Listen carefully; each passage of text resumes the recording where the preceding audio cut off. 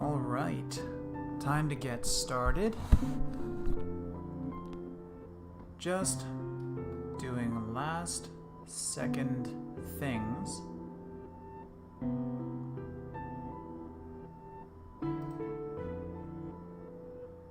It's always when I think I'm ready, something else comes up.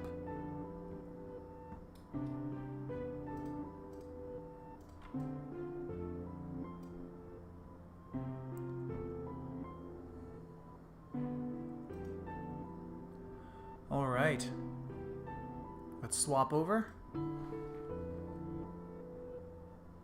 Cool, looks like it's working. Hello. So in this stream, I'm going to be doing a hand rotomation. Rotomation is, you're not really tracking and solving, you're taking a rig and you are manually, this is typically for full body characters. In this case, we're just going to be doing it for a hand. We would take a rigged hand, which I'm actually going to make. I gotta make this hand anyway, so I might as well do it on stream. But yeah, we're actually going to rig a couple hands. We're going to do a simple object solve of the palm. We're going to attach the hand, one of the hands, you know, the correct hand to the hand. And then we're going to start hand animating the fingers. We're going to start tweaking the geometry with other deformers to clean it up and yeah, see how this comes out. I don't know if I'm going to be doing the full shot.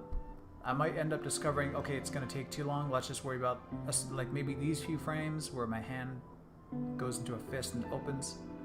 We'll see how fast it goes. So yeah, let's hope this goes well. So I'm debating on whether or not I want to track and salt my... Oh, by the way, the track of this hand is going to be quick. I have an easy way to do it. It's not going to be the longest thing, but I wanted to track this on stream just so people could see how I would track a hand. Because a lot of people spend a lot of time trying to track all these weird details like your skin. It's hard to see, and your skin folds around and it does things. So I have a somewhat easy way to do it. But depending on what people think, I see there's a couple people watching, and I'd like to know, do you think I should rig the hands first, show how I do the joints, paint the skin, paint the weights real quick? Should I do that first, or should I track and solve the hand? Either way, both has to be done. So I don't know if the, 3 people here that are watching, what you want to see first. If not, I might do the hands first, because the hands I'm kind of worried about. I have not rigged hands for some time. It's been a few months, but I have lost my hands because of computer stuff, so I have to redo them. Aaron, solve the hand. Alright, well, one person wants to see the hand already, so I'm going to jump in on that. Okay, let's see. Syntheyes. Okay, so the hand. First things first is, let me orient my scene, because I didn't really do anything with this. This is a free move camera, but we're doing it as a nodal just to be fast. So let me quickly orient it. I'm going to go do lens. You can see I've already applied the distortion, and I've written out this plate for Maya later, just so I don't have to do that. So here, I'm going to go right click, view, lens grid off. And let's go add line. I'm going to start over here, put a on y-axis, and we'll get an on x-axis. And now we'll get some parallel lines over here, parallel x, get a parallel y. Why did I make these parallel? Wow, I made these x. These should be y. So I'm going to go over here, parallel y, parallel y. I have a whole bunch of things going through my head at the moment. I'm pretty nervous for this stream, actually. Working on hands is hard, especially if people are going to expect something of you. Alright, on x, and now let's get a couple Z lines. Once again, if you're dealing with a third axis, you will not be using on Z, you will just be jumping straight into the parallel lines. Parallel Z. Parallel Z. Awesome. So with these lines, my focal length should change, I think. So I'm going to hit align. On-axis alignment check lines are mutually incompatible. Okay, so if you get something like this, you've messed up a line somewhere, obviously. And I see where I did it already. So when I said Syntheyes doesn't want any more than 2 on-axis lines, yeah, you don't want to have all 3 axis lines. But here, I have 2 of the same on-axis lines. I have 2 X lines. So I'm going to select this one up here, come over and parallel to X. There we go. So this should go. Cool. Now if I hit F3, this looks pretty decent. Looks pretty good for what we're doing. The focal length did not change, which is fine. I believe this has to do if you have a solve, it will not change your focal length. I've seen something like that in the manual, but half the time in Syntheyes, I've noticed some things don't behave as they should. So there is our orientation, and now I'm gonna scale this. I don't have any measurements, but the best, simplest way that I'm going to get the scale for it is I'm going to bring in an Earthling, drag him into the center, scale him up. I'm gonna make him around, I don't know, 170, 170, 170. And let's go whole, grab our scene, and I'm going to move it up. Actually, let's rotate our friend here, because I want his hand to kind of be readable at the angle that I'm going to move this camera. So I'm going to go whole, translate. So I'm just kind of going to match my palm with the palm of this guy. So it's not a very exact thing, but once I've made the hand, and when I bring it in and attach the hand to this hand, like that's gonna scale itself back where it needs to be, and we'll see what it is. So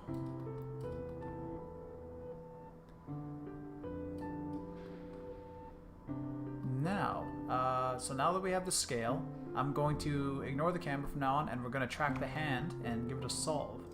So I'm going to hide this boy. Oops. Select our boy, hide, and shot, add moving object. Also, back in camera 1, we want to go back to the solver, make the solver mode disabled. We're not going to touch this camera anymore. Because I was in tripod, all these trackers are far points. It's asking if I want to correct that. Nope. And you want to make sure that your focal length is set to known, because we don't want that solving anymore. And if you happen to have distortion being calculated, turn off calculate. You don't want, because your other objects, if you solve this object, even though the camera is disabled, it will try to calculate a new focal, new distortion. It's not a good time. So, yes, so tracking the hand. So, I have an easy way to do it.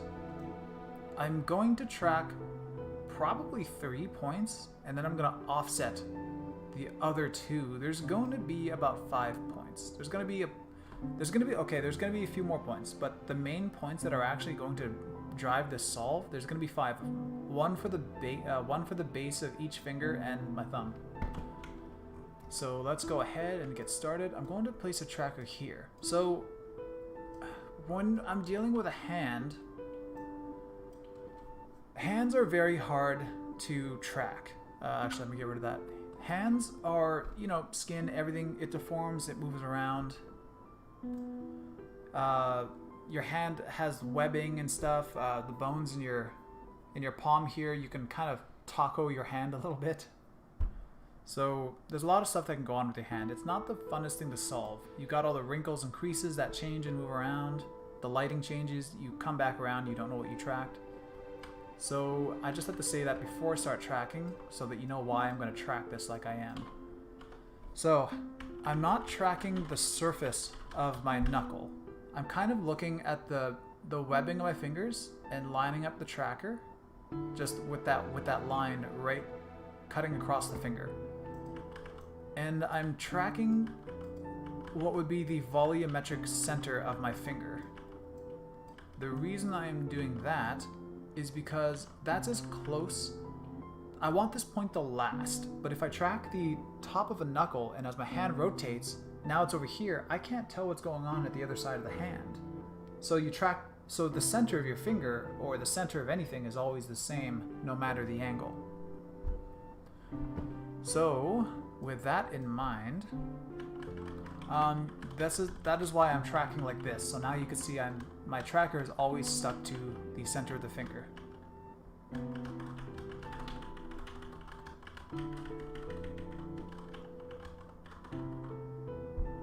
Also, is that music still too loud? I'm gonna turn that down a little bit.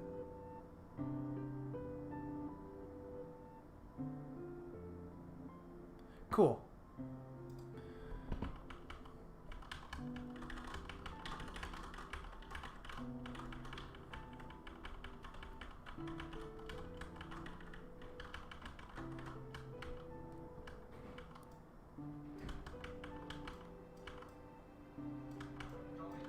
What's nice about this is you also don't need the most reliable track. It saves you a bit of time.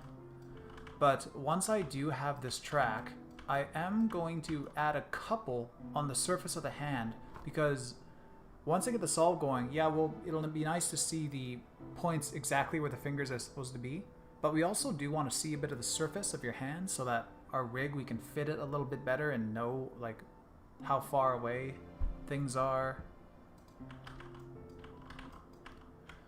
Okay, so 1 point. I might as well let that go here.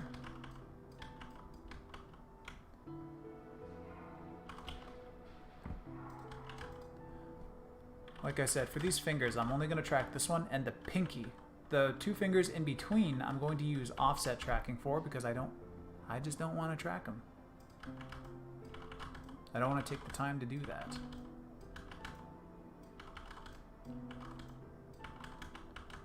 Plus, it will eliminate having, like, the tracker that I'm doing right now and what I will be doing on the pinky. It's not the best tracker. So if we can avoid having 4 total trackers that are all kind of independently doing their own thing, I will gladly take that interpolated motion. All right, 1 point. Let's get the pinky out of the way.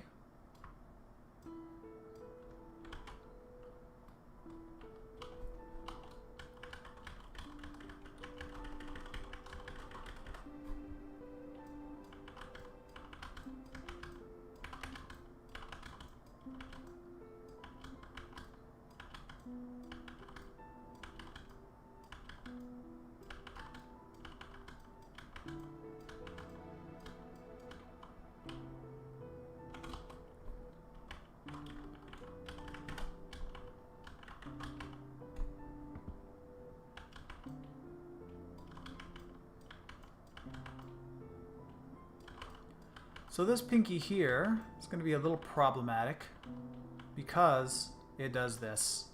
It passes the whole backside of the hand.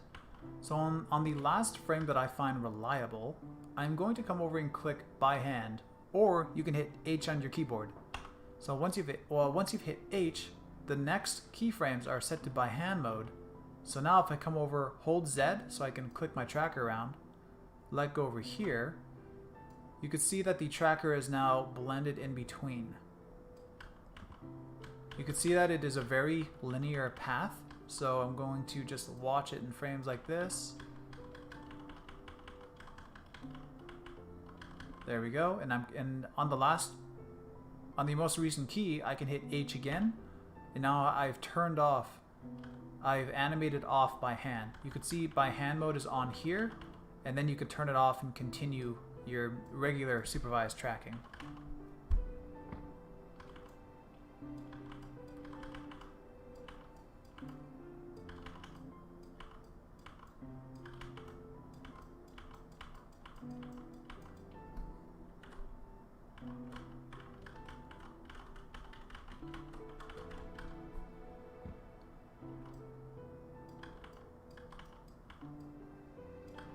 Here we have the same thing. I'm going to hit H. Ooh, this one's a little annoying. I'm going to imagine the volume of my pinky is somewhere here inside. I'm going to hit H.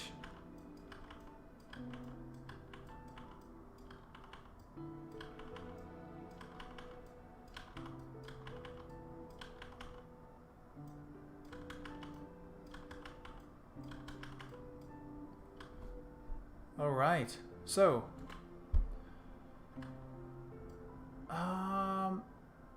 just to make this easy, I actually am just going to extend both of these points.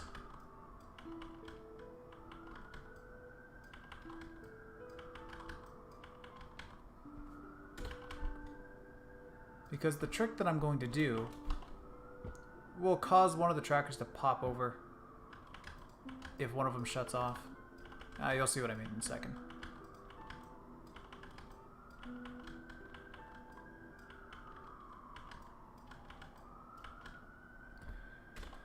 Okay, 2 trackers following each finger. Now, getting the in-between fingers, this should be very easy. So here's what I'm going to do. If you select your 2 existing trackers, duplicate them, come over to hit New, yes, clone them, and hit Shift 7. Now you have a tracker interpolated in between. What magic? I hope this is cool. I haven't really shown that to anybody. I'm thirsty. 1 second.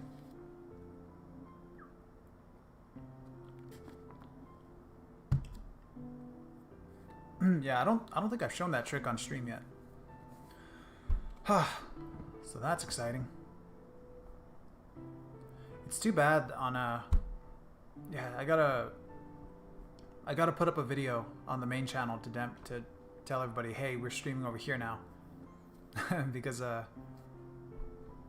yeah, gotta get some of those people back on the stream.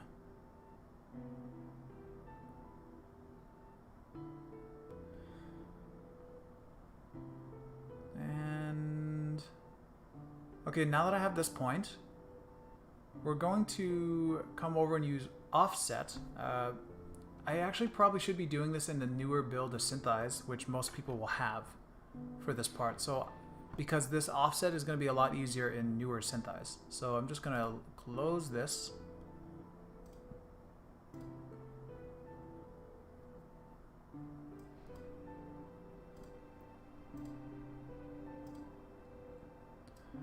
Alright, we are now in Syntheyes 1905.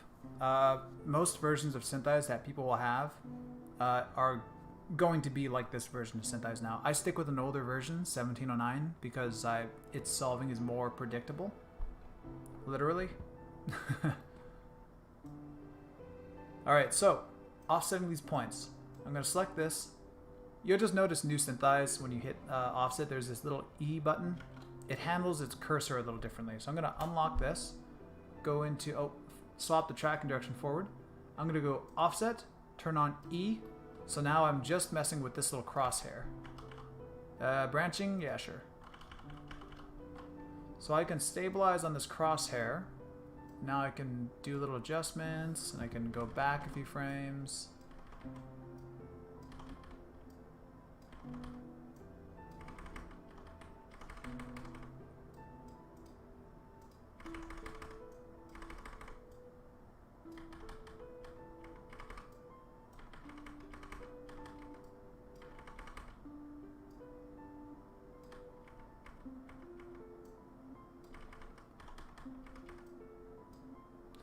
Aaron, yeah, 24 subscribers versus 246. It'll take some time, yeah. I did want to make a video and put it up and just announce, hey, here's what's going on. Like, just that talking to camera thing for hopefully like a minute or two long. Just to try and drive people over here more. But yeah, it'll take a little bit of time.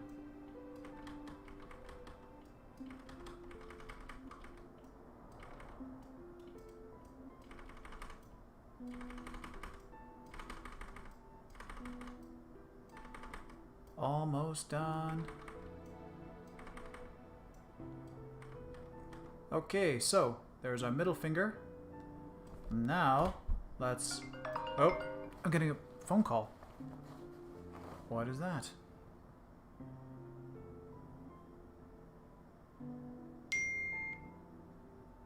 Sorry, 1 second.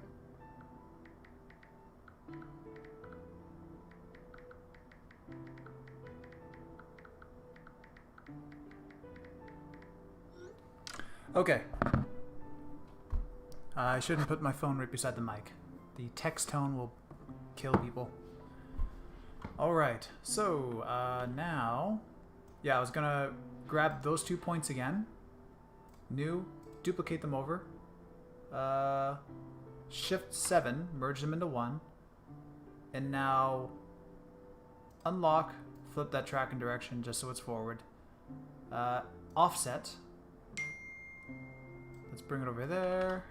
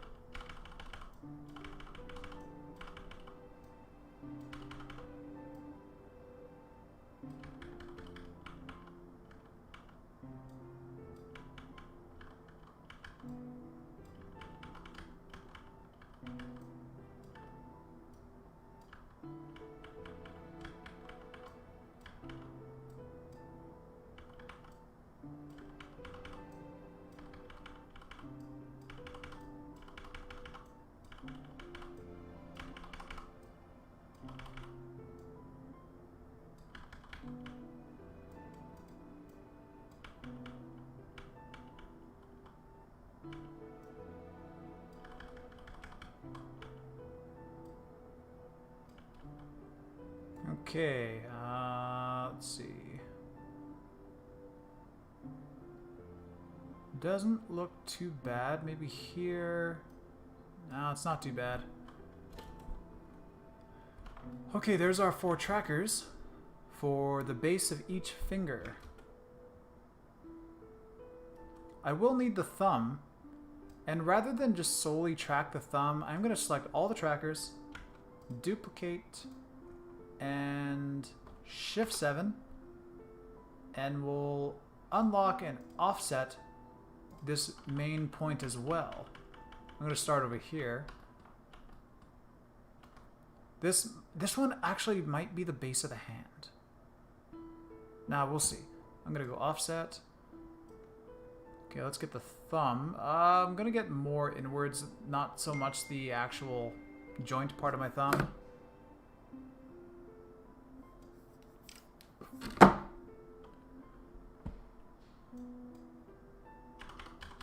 Ah, the tracking direction.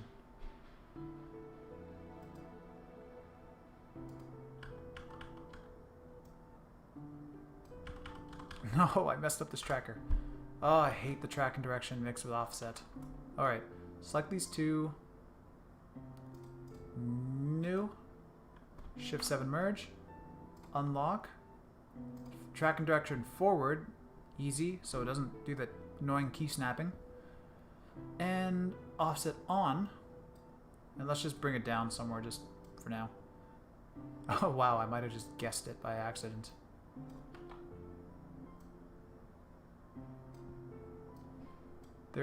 My thumb is kind of webbing outward, so I'm not taking its movement too seriously. In fact, this might be a point that I don't keep.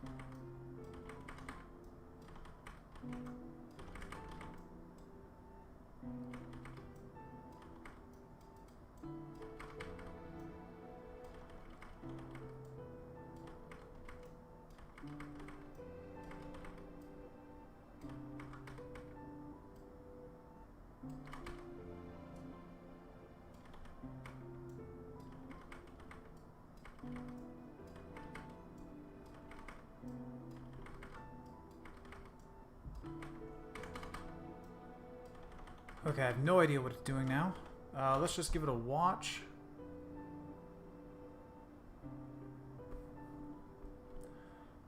Likely okay. So now let's give Syntheyes a couple points that it can have to help solve the depth in a few areas. Just out of curiosity, let's hit solve, just see what it does. So we have this. So it looks like it has some points. So if we take a look over here, yeah, so it didn't really figure out exactly what those points need to be. So it's not even rotating or doing anything. It thinks that it is like a 2D object rotating. But that will be fixed later. That will be easy fix. Okay, now just a couple points to help get the depth right. So let's go ahead and I'm going to grab these are going to be like a couple points that are actually tracked. Oop, I can't nudge. It's because I have E for edit on. I'm going to hit... Actually, I'm not going to isolate this. I don't know how seriously I am going to track this point. We'll see.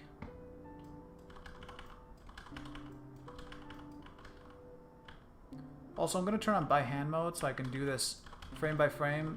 The tracker's not working on this detail anyway.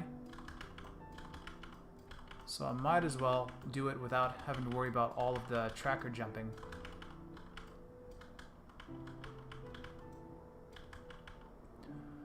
So I kind of want to make sure that this tracker is doing a nice clean path. I am going to turn on trails, and I have a hotkey for it, but you can go view, show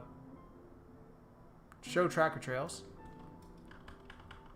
And I should isolate this tracker now because this is becoming a mess. So I'm gonna hit Shift O.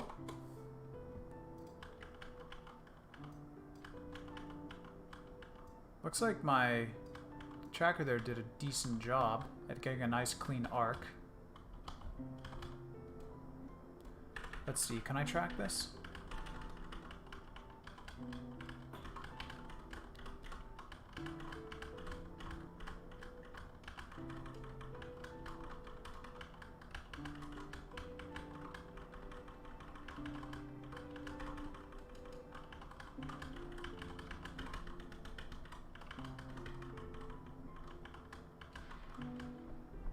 Okay, like I said, we're gonna do this one crude.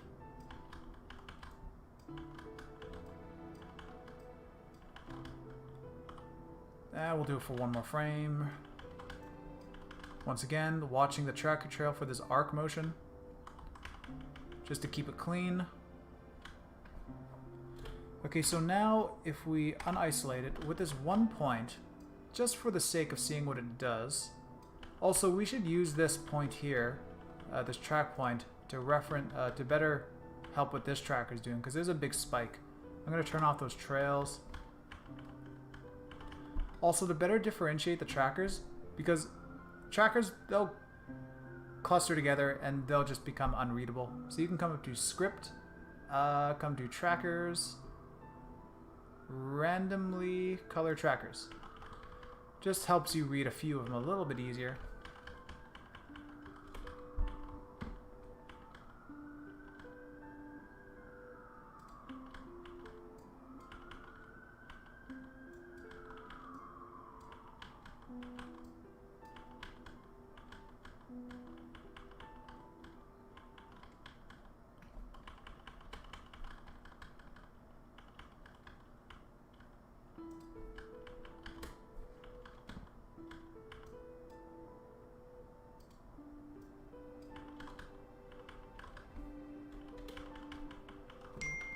Okay, now with that, let's see what solve does. Shift G.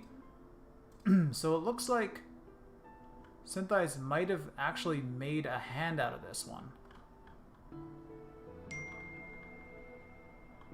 Not perfect, because this point should be a lot higher. But it's actually starting to pull a 3D solve out of it. So that's pretty cool.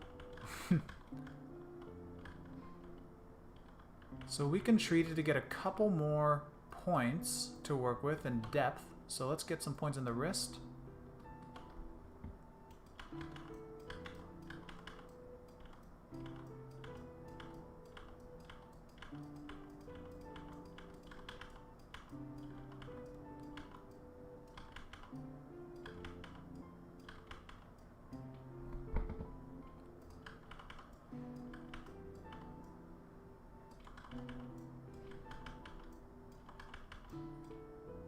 A calm. Hello. Good timing. Have not solved the hand yet. But we are getting there. Well, I mean, we solved the hand, but not like a final solve.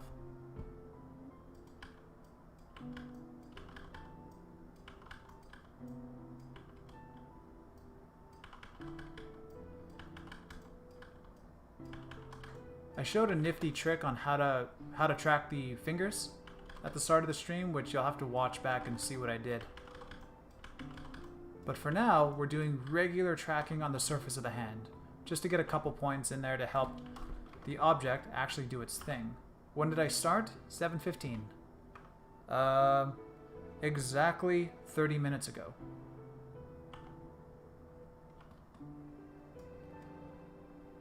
Okay, so we're starting to get the depth a little bit more, so that's good. So let's come and cheat a couple points here in the back.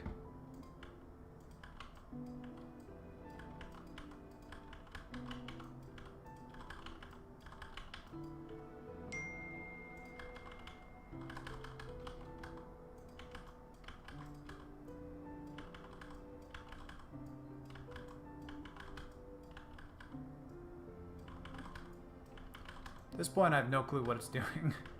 I'm just gonna guess it for a few frames so that it kind of tricks Syntheyes into behaving. Shift G. Hey, it kind of did it. If I hide all these trackers and the error circles are the targets so I don't see them, let's just lock on and watch this hand turn. So you can see it's kind of coming along and doing it.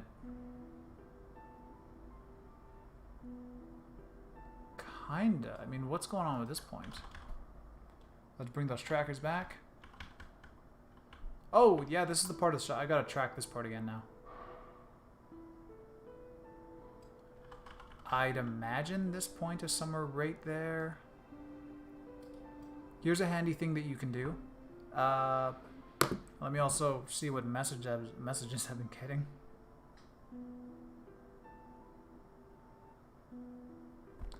All right. Okay, so it's hard for me to see if this part of the hand is the same, like if I'm on that right spot because of the blur. And you can't really scrub across the shot too easily and make it out. What you could do is sit on a frame over here that looks similar to the last frame. And now if you click anywhere and drag, but you right click, it'll jump you back to the frame you were on. So I can come click over here, find the frame, now right click, and now I could just keep clicking, right clicking to compare those two frames.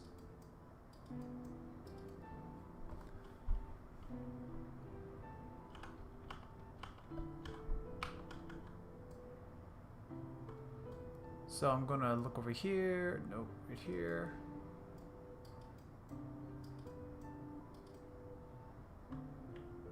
I'm gonna put it down here a little bit lower. Also, was it in the center here? It was basically right on that middle bone.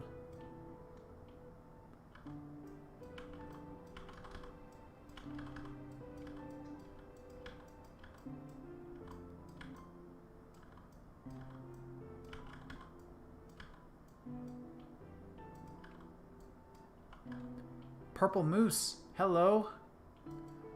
Are you new, Purple Moose? I don't recognize you. Also, it's tough to keep track of Twitch, just sometimes most of the people watch on YouTube. But this stream, I'm streaming on a new channel, so there's not a lot of people here.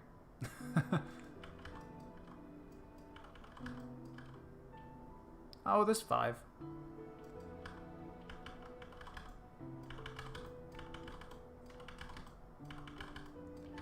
Alright, and actually let's keep this one going. This point is kind of important.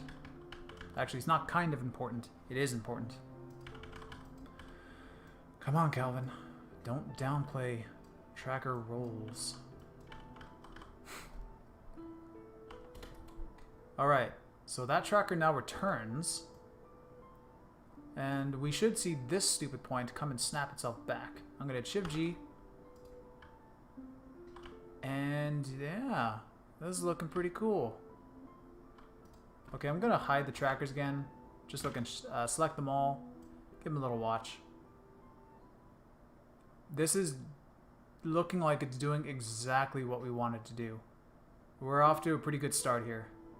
We're in a good position for this hand. No, I have entered like 2 of your streams, I think. That was a long time ago. You left me for somebody else's stream, didn't you? I could see it in your username. No, I'm just kidding. Okay, so yeah, we're getting a pretty good solve out of this. That's kind of awesome. I mean, it's awesome. I just didn't expect to get something working kind of this soon.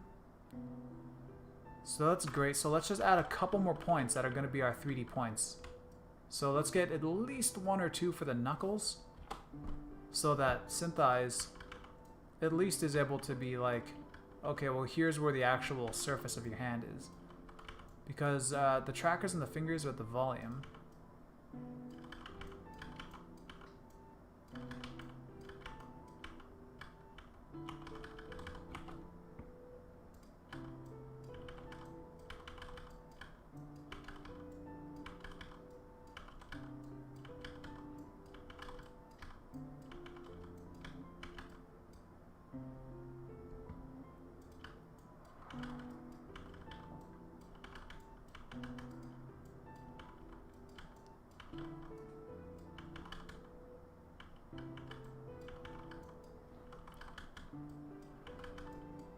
Oh, for anybody who saw in the last stream that I was looking at an apartment and I was showing off my apartment viewing the video, I got it. I got the apartment.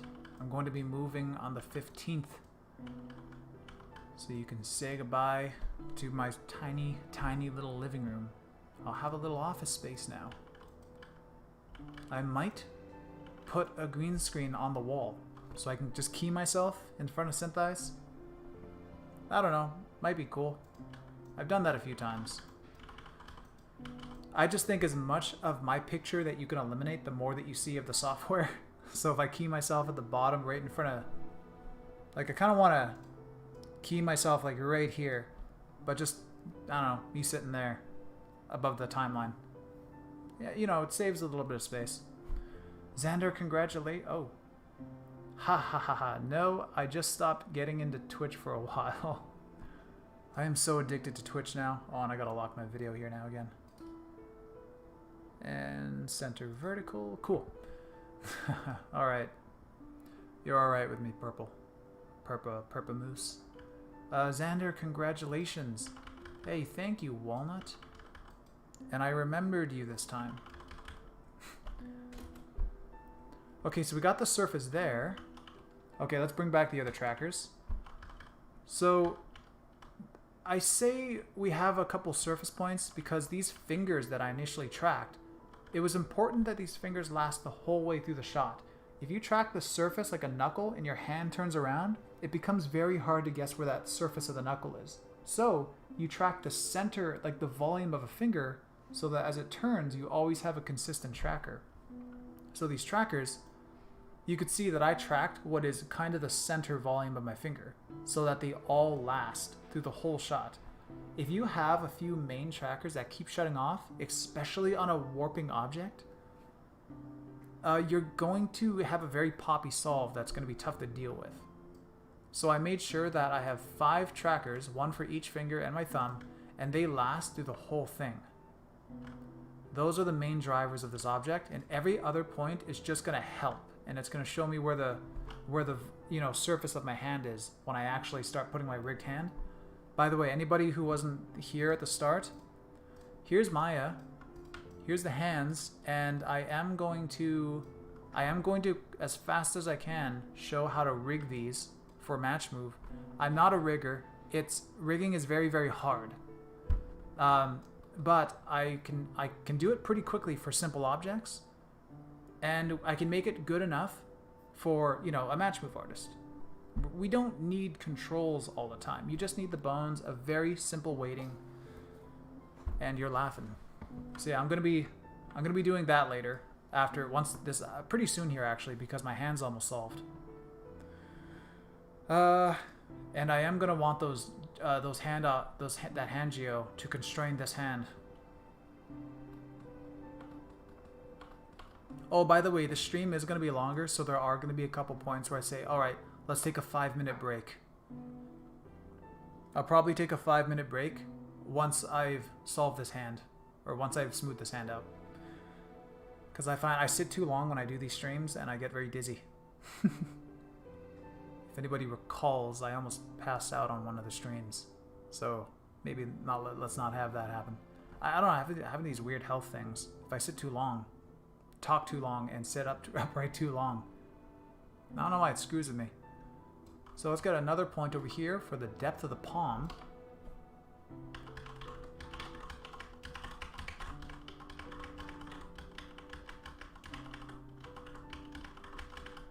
Six people?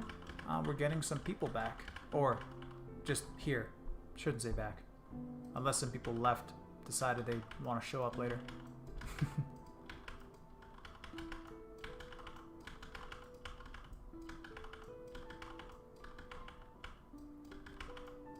This one's doing a pretty good job. I didn't expect for that one to look as clean as it did. So this is a good tracker. Once again, right now I'm just tracking a few points at the most like key dips, curvatures, and stuff of the hand. That's gonna help me with the form of it. So I'm not trying to match a hand that is blind, to like trying to sculpt my geo or adjust my rig to like, oh, how far out does the skin poke out at this side? Nice to have a tracker there, so I, you know? Alright, so let's solve again. And look at that, this point also helps stabilize this. Unless the tracker inverted, or unless the solve inverted. Where's the camera? Wait, what? The camera's gone. Why? What did I do? Okay, let's open up F7. I hid the camera. I actually don't even know how I did that. Okay, weird. So looking at the hand, let's just see, did anything invert? Sometimes if Syntheyes doesn't have the correct depth of points, like shots that are very zoomed in where the image is flat, it's kind of, you ever see those illusions where, actually hold on. Oh, this is a good example. Wait, 1 second.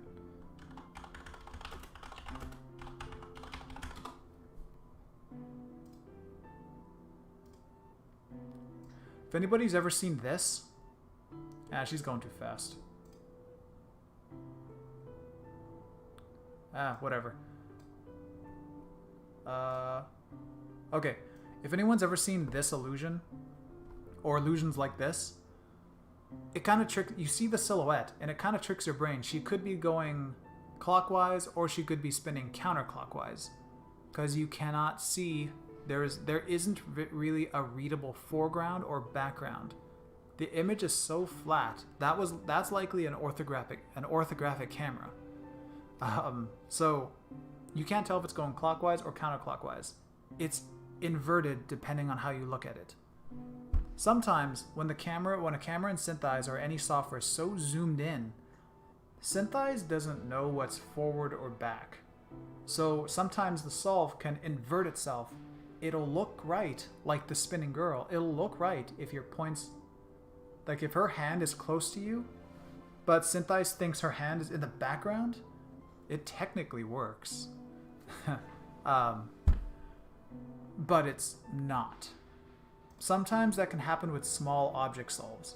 You can have your object flipped around and it'll move funny, but it's hard to tell at first what's going on. I hope that made sense. That's the first time I've ever used that as a description for something like this. But it looks like I can see the orange point here. See my hand is rotating clockwise. Okay, well, clockwise if you look down at my hand. And you can see the point. Why am I pointing at the screen? You can see the point here is traveling in the correct direction.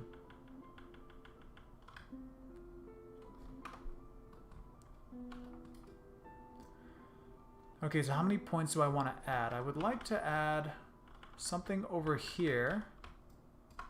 And then maybe on the other side. And we'll call it for this. And I'll refine the hand and make sure that it's not popping around in depth.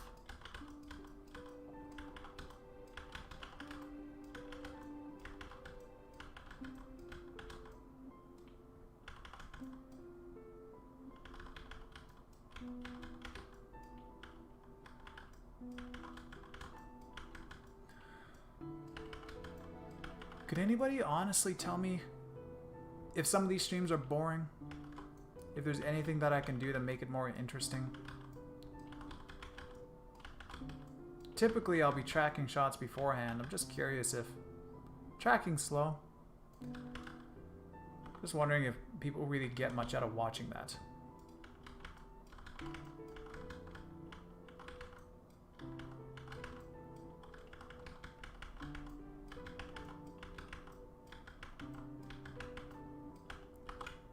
Okay, so we got this point and solve. And it, nice, when the hand rotates around, over here you could see it's kind of where it should be. That is a very good sign.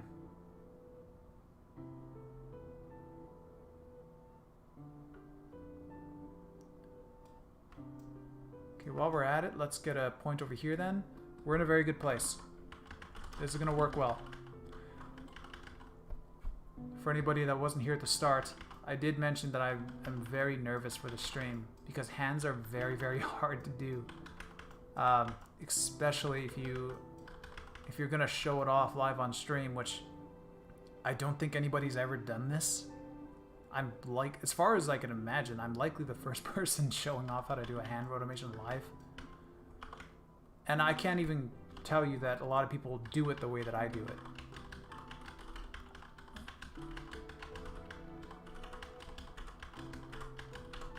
I made myself sound real special there. Purple.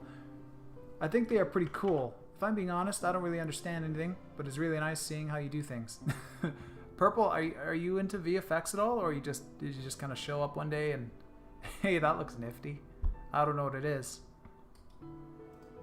Just curious if you're into VFX or if you just showed up. Maybe you found a stream and just toss it on in the background for sound. I do that a lot. Right now, wonder if I want to turn my camera and show it's playing on my TV. Wonder if I can turn my camera. Not very easily. Nope, I'm not gonna try. Anyway, I'm watching a stream of chickens. There's a channel on Twitch. Let me get a drink of water.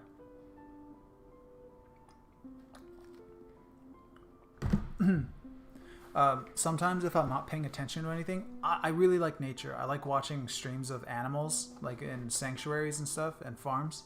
So there's people who like live stream just their livestock in farms, just living, just doing things. I was watching baby purple martins grow. I'm pretty sure they were purple martin birds, and I was just watching their young grow in a nest for like a few weeks on stream. And whenever I was bored or not doing anything or doing work, I just play these birds and like stuff on there. But yeah, I like background stuff. Xander, I personally don't mind if you're doing a more boring part that's repetitive. I'll just work on something fairly mindless that don't require a lot of thinking on a shot I'm doing. Yeah, that's a great way to do it. Be productive. The second one, I saw like a long time your thumbnail and it looked pretty interesting, so I clicked. Nice. Awesome. Well, if you're wondering what something like this would be used for, something like this, maybe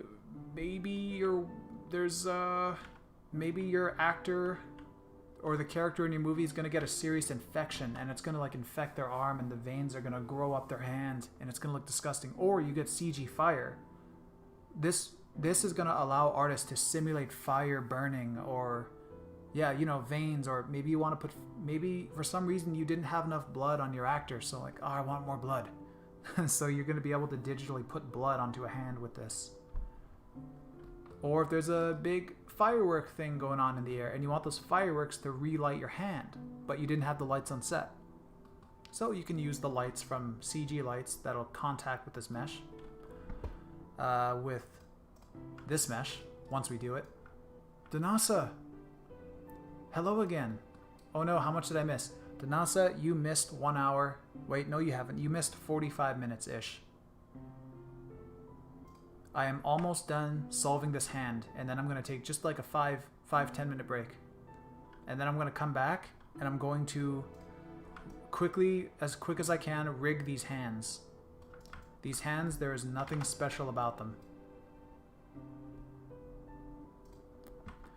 Alright, so let me finish this point.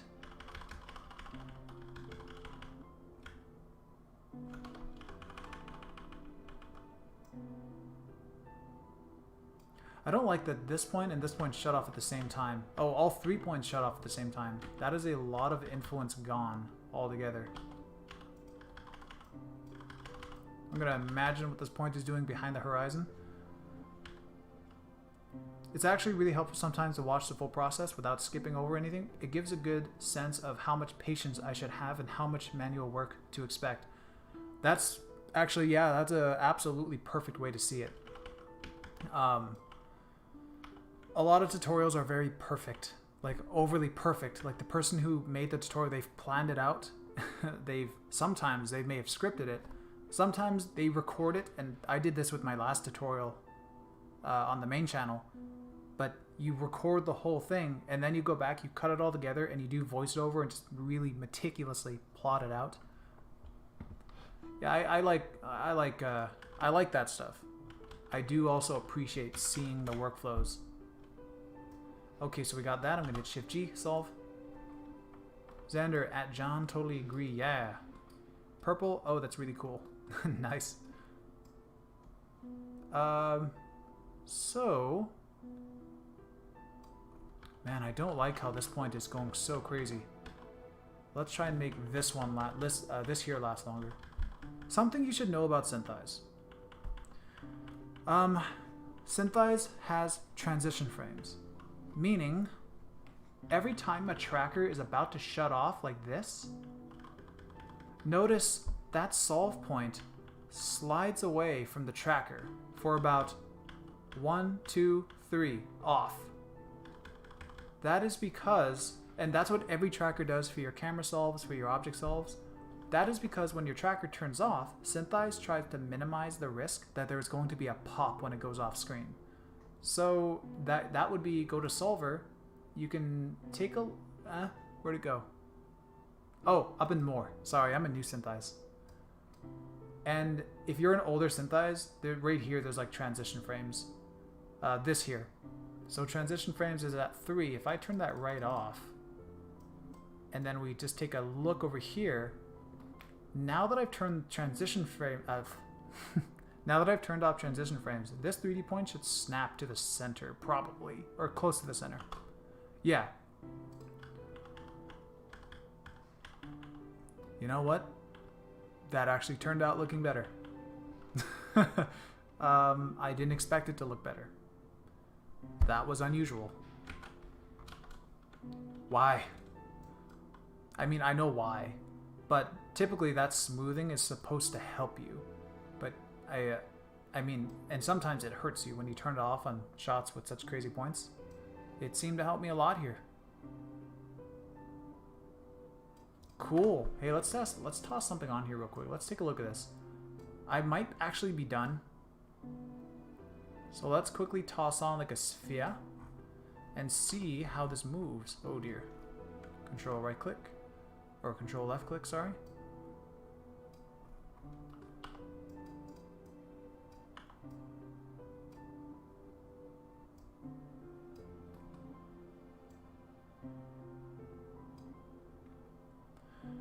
And also I'm going to select all these trackers, come to here, go set seed, so that these points will stay in their position.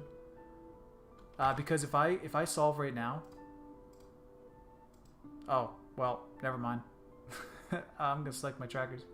I was expecting the sphere to move out of place or something, so I'm gonna go set seed. Let's go refine mode, and I'm gonna go filtering distance, just so, because the hand, you can see it really bounces back and forth from the back of the. Man, I should make this text on the screen chill out a little bit. 1 second.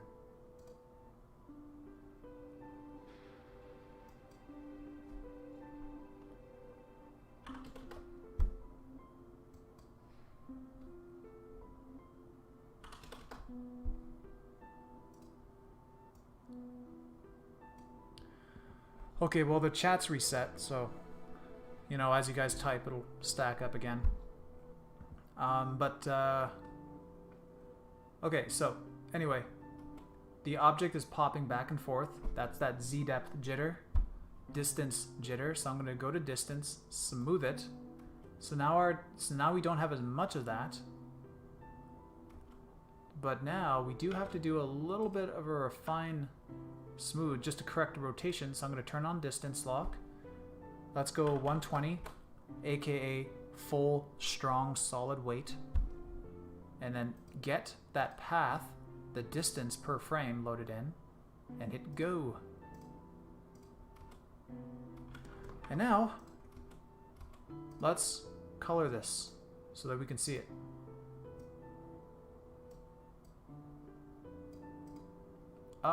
Bright blue. Alright. Hey, that's pretty cool. Let's rotate that a little better, actually. Of course, I'm just making it look cool just for my own... I don't know, I just want to see it. F3, orbit.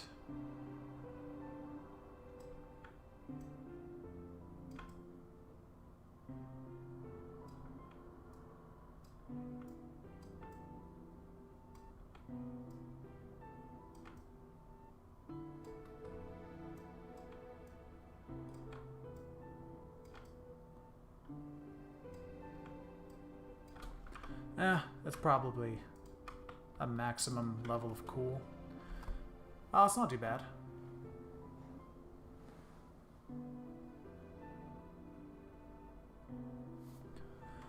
You know what? Let's do a high frequency smooth. Danasa, so should I always set transition frame to 0? No. Transition frame? Usually you don't have to touch that. It is very helpful a lot of the time, because as a tracker for your camera starts to reach the edge of the screen, when it turns off, you might notice your solve point will do a little pop. That's if you have your transition frame set to 0. Typically you want to leave it at like 3 or 5 or something. Its default is actually pretty good. When the tracker nears the end of its life, it'll automatically animate the weighting from like whatever it is to 0. So so you don't get an instant pop when it goes off screen. It'll do a nice soft little transition. Xander, the text on screen didn't show Danasa's message. Oh, what? Oh no.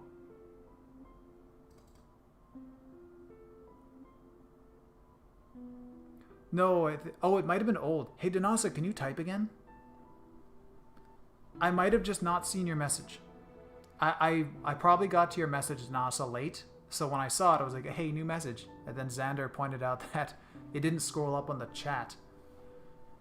I probably just got to it late. But yeah, could you do a little type just so we know? Hey. Wait. Oh, yes, it was old. Okay, well, Purple Moose says it was old. All right. Alright, awesome. Okay, so now that we have this going, let's do a high frequency smooth. If I lock onto a finger, let's just take a look at it real quick. It looks pretty stable. But anything extending outwards to like the fingers might be a little bit jittery. So if I go, it's kind of hard to see. So I'm going to go pan, tilt, rotate. And if I go F7, go to Object 1, Solved Path, just show the rotations. And now, looking at this, here you can see the rotations for the hand. It's pretty good here. A little bit of jitteriness going on in this area. I can't see. There we go. So I kind of want to smooth out the super high frequency detail, jitter, like all the sharp little turns here, but not over smooth the whole hand. If I over smooth it like now, you can see that I've really damaged the animation, and you can see the rotation moves around. So I'm gonna do that. High frequency, if I turn this, if I turn this down like to 1, it's gonna over smooth this. See, very low frequency, it just went and destroyed it. If I go up to like 15 or something, apply, you can see that it got rid of the sharper stuff. I'm gonna keep going. Okay, so we didn't damage things too much, but let's just give this a watch now. I'm gonna lock onto all of it.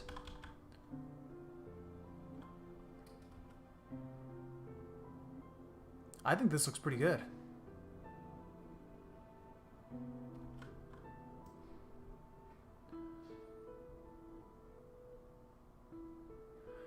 Okay, so here's one more thing that you should come to expect.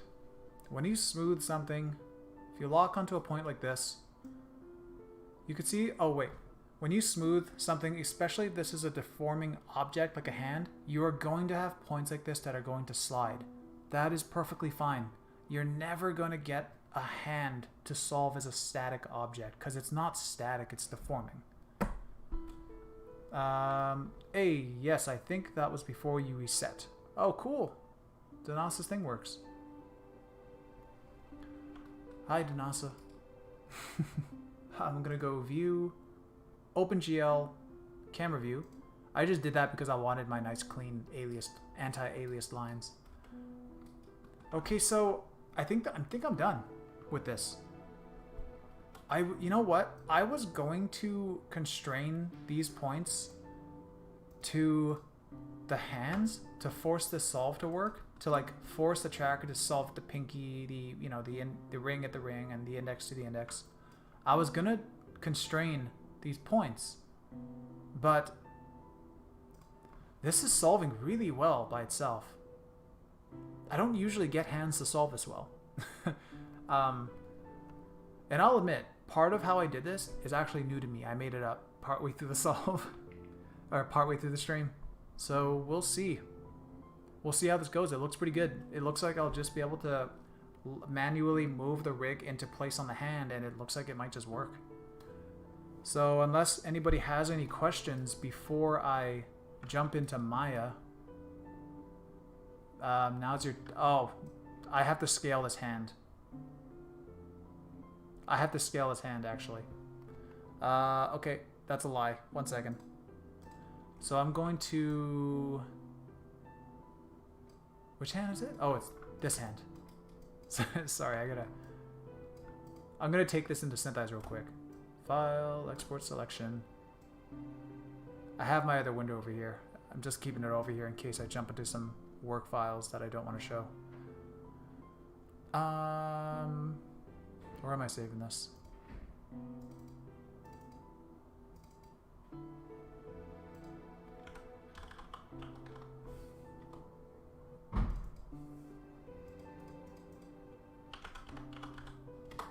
Okay, hands.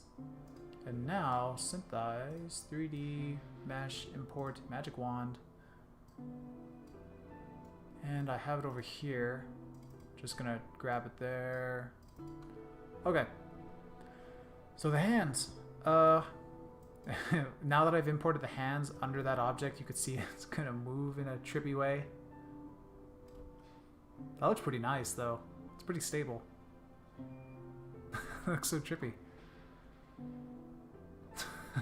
That's so strange. Okay. Okay, I have to get this out of the object. So if we go to Window, Hierarchy View. If you don't know what Hierarchy View, it's really just the outliner for Maya or Blender or something. So hands, I can drag this out into world space. So when I play, my goodness, it doesn't follow.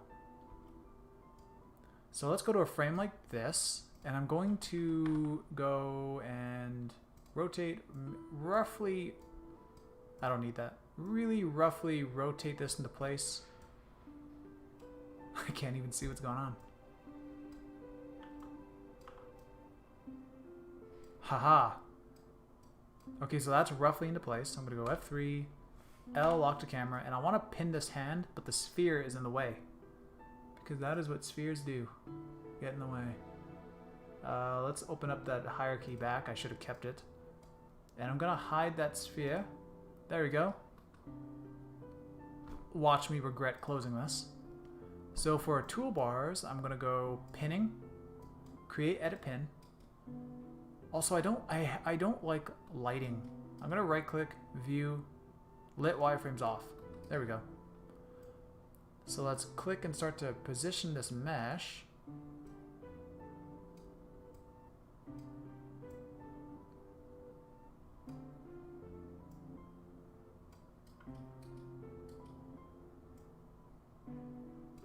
So the length of fingers and the position of fingers, I will be adjusting with the rig. Because the rig, you know, you have your joints and you can move and you can extend your fingers. You can make your fingers thinner, fatter. You can...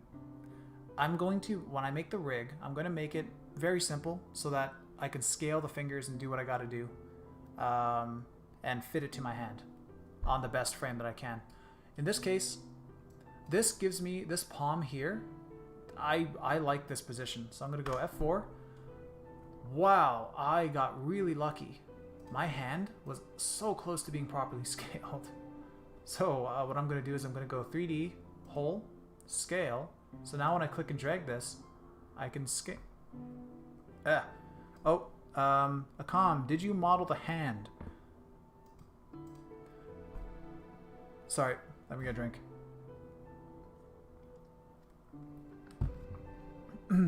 No, not initially. I have modeled hands, but I lost those hands. Did I use my own hands for the last time? I lost my other hands a long time ago. I did heavily modify them before. I chopped these arms off of another just person that we had, and then I reduced the resolution as much as I could, and I replaced and shifted some rings to make it as even, and kind of rings are slightly bunched up to the joints of the fingers. Not much, honestly. I'm more interested in spacing. Spacing is more friendly for a match move artist rather than having a perfect deforming area, because you're going to manually warp everything into position. So I don't expect the rig to do it itself. So the faces are, everything here is spaced out as even as I can make it. And I've reduced a few of the rings on the arm because I don't want too many vertices. But eventually what the hand is going to look like is, it's going to look like this. It's going to look like that. And then, and eventually it's going to look like this. So yeah, you want to start out with the lowest resolution that you can so that you can warp these, because then every time you go up a division, the points will already mostly work. You won't have to touch all the points at all. But you add divisions in case you have skin creases. Anyway, no, I did not model these hands. I modified these hands a bit as well, but the hands that I used months ago before I lost the other rig because of my hard drive failure, I modified those ones quite a bit. Yeah. Xander, without context, the past few things you've said are quite disturbing. Oh, so you left, huh?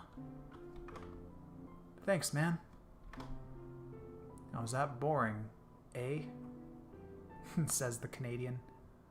Okay, so let's go F3. I'm gonna go orbit. Take a look at the hand. Okay, I'm gonna push all these fingers back until they get inside of the mesh where those points belong. So I'm gonna go hole, scale. Remember, I just need these base points to be inside the mesh. That looks amazing. Like, that actually really looks amazing. You could see some parts of the hand here. I didn't position this perfectly. Like, these points, these 2 points should be on the palm and the wrist. They're inside the hand, but, you know, that's just the hand shape. That's what we're going to be doing in Maya. But if I take this hand now, I'm going to turn off hole, grab this hand, and once again I closed hierarchy, and let's drag him under object 1. Hey, so this is kind of what we're coming out with. Actually, you know what, I can rotate this object here with this view.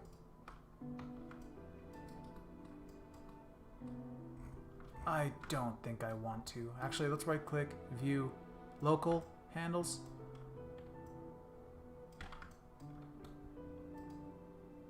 Camera perspective.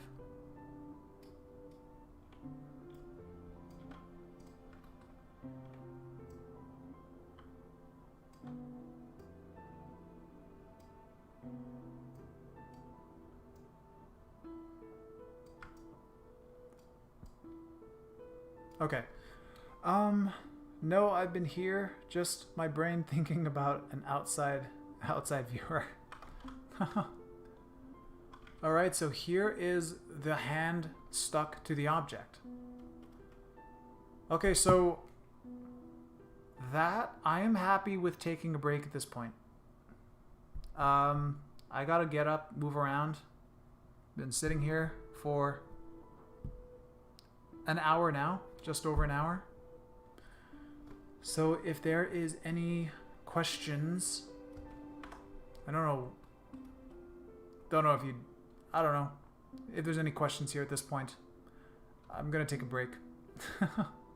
So let me know if there's something.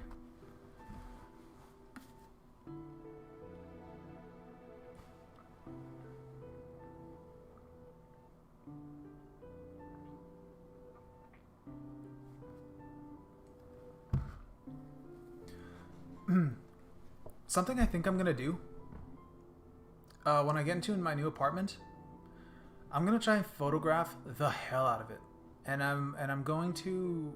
I think I might do a set survey stream on it. Oh, I killed the music. Oh well, doesn't matter. So while it's empty, before I move in, I'm gonna come in here, photograph everything I can, and then I might shoot a series of shots that are all at different angles, and people can line up the set and whatever, and I'll give that shot away. I'll give these shots away so that people can try it out.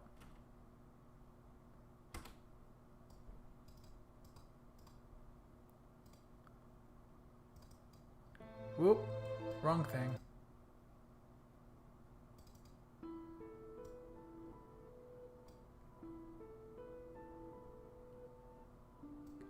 Is that back to the loudness? Yeah, okay, cool. Danasa, are you going to make controller for the arm or just the skeleton? Just skeleton. We don't need a controller. If you're doing match move, and if you go overboard with controls, you're just wasting your time. There are times where the controls are absolutely useful for match move, but typically people go overboard with the controllers, or it's a rig taken from a more complicated character, and we have all these controls that we'll never need. So typically just use skeletons. Just use skeletons, and then if you need to, make little locator controllers sometimes, because maybe you want to constrain the hand to a track, and then you also want to free move the hand under that track. So you might just make one locator as a controller or something. But yeah. Oh, a set survey stream would be awesome. Thank you. Yeah, I think so too. I think doing set survey is a big one, because that's something. I don't like the scale of his hand when it turns around. I guess that's because the fingers aren't straight. Or at this side, the angle of it. Whatever. It's probably an easy fix. Anyway, yeah, survey solve. A lot of people have problems trying to make sure shots live within the same world, so it'd be nice to get people into the idea of that. When I worked at Zoic, we had all green screen shots for Once Upon a Time. And that was like 90% of the show. But our job was we had to at least have the cameras generally where they should be on set, so that, you know, the backgrounds are consistent, there's continuity. Alright, so what's a set survey, Danasa? Is it like photogrammetry? Kinda. Photogrammetry is actually what a solve is. Photogrammetry is using photos to get measurements. So like it's what your eyes kind of do as well. Your eyes are in two different positions.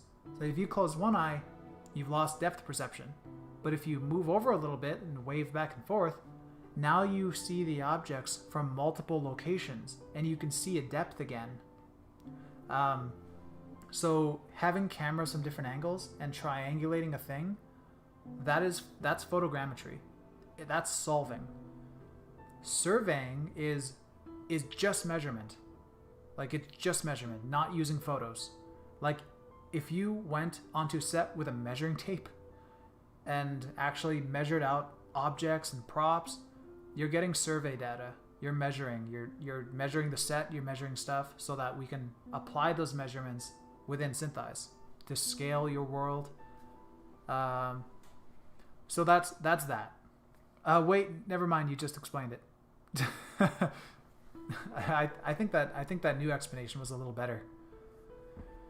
Okay, I'm gonna take a break now. So if anybody wanted to see these hands get rigged, you know, that'll be shortly. I think I'm gonna go for about 10 minutes. I'm gonna tell Siri to.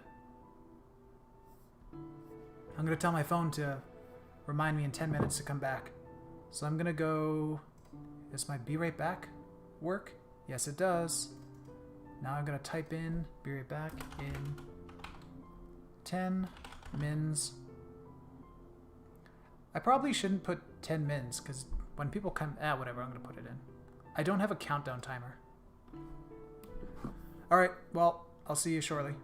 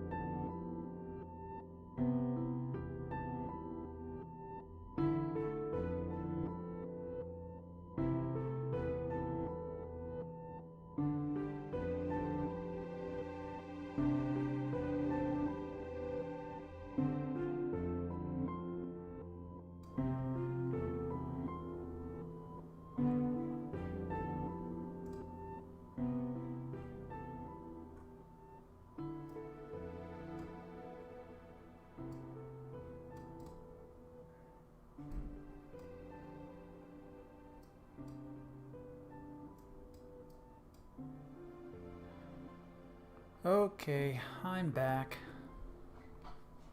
And that was very needed. I should be doing that regularly while streaming. I'll be doing that a lot more.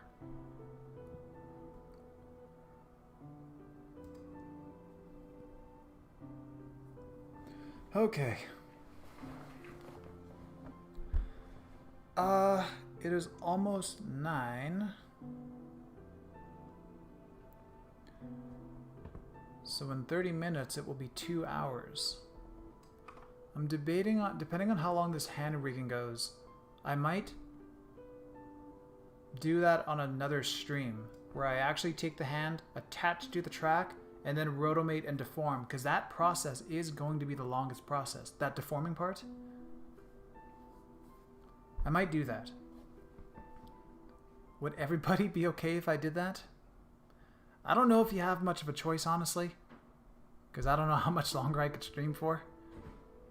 But, you know, kind of nice to know if people are okay with it. Okay, so let me rig the hands. Also, I should move my video, I guess. Also, I'm going to shrink it down because Maya's space is a little funny. Oh, I can't move it there. Okay, we're going to we're going to put it right here. Right there. A yep. Yeah, it would be a lot. Like something like this, something like what I'm about to do. Typically, any other studio might get like a week to work on. Not many people are very fast at Rotomation. I'm not fast at Rotomation. I've gotten a way that works for me. And I don't know if anybody rotomates the same way as this at all. This might just be me who does this. I think it's fast. It saves some time. Yeah, so we'll see how it goes. John, calm, all good. Xander, do whatever you want. Maybe you could do another poll on the Discord for when. Yeah, I probably will do that. I'll probably... Here's the thing. It'll probably be based a bit more on what Akam wants. Akam was the one who suggested I do a stream on hands, and I actually want to make it a little bit easier for Akam. He did, you did want me to push it back a bit, Akam, and I wasn't able to. I got some things to do after this, and things to do tomorrow. So I hope that the next part of this is not far away. I might do another stream in between it. Just a simple one, but this one, it might have to be a weekend. Actually, oh man, it might have to be next weekend because when I get to deforming the hand, it's gonna take a while. So it might actually be next weekend. Kind of like thinking about it more. Doing this all in one stream is a bit ambitious. Okay, so I'm gonna go ahead and rig the hands. So here's the thing too, just remember, I'm not a rigger, I'm not super talented in rigging, but this is enough that I figured out that I've gotten it to a point where I'm pretty good at rigging something to how I need it for a shot and to make something super simple. I do want to show off something real quick.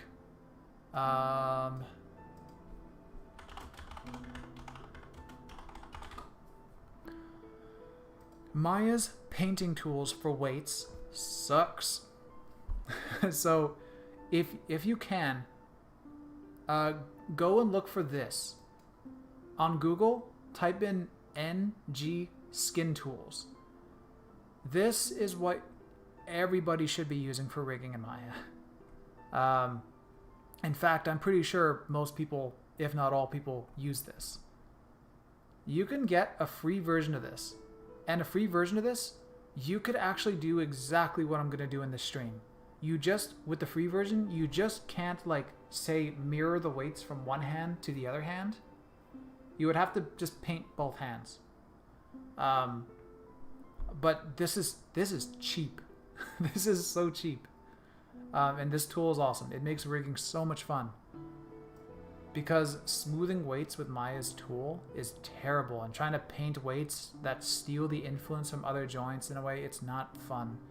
NG reacts the way that you expect it to when you smooth the weights from one thing to another. And it's so fast and clean. It knows the symmetry of objects, even if you deform one thing in a weird way. It's very nice. Very nice. Xander, of course, no problem. I'm not going to do anything like this anytime soon, so if you want to figure it out, I could watch the replay. Nice. That is comforting. Okay, so yeah, I honestly, I really, really recommend this. If you do any kind of rigging or plan to do anything, please look into Skin Tools. And the free version, it's, like, I'm pretty sure this will convince you to get the full version. You're pretty free with the free version. Alright, enough promoting a product that's not mine. Not like I've ever made a product. Let's get started. And here's where you might see me mess up a couple times and have to go back and redo something. I hope that's not the case. I think I know what I'm doing. So, I have the hands as one mesh. We're going to start with this hand on positive X, you can see here. And I'm going to go to a top view, and I'm going to turn on projected center. If you don't know what projected center is, if I click and let me just make a random cube. So when I click inside the arm, it's actually finding the middle piece between one geo to the other. So wherever I click, it's always finding the center of the geo. Oh, there it didn't. Weird. There it did.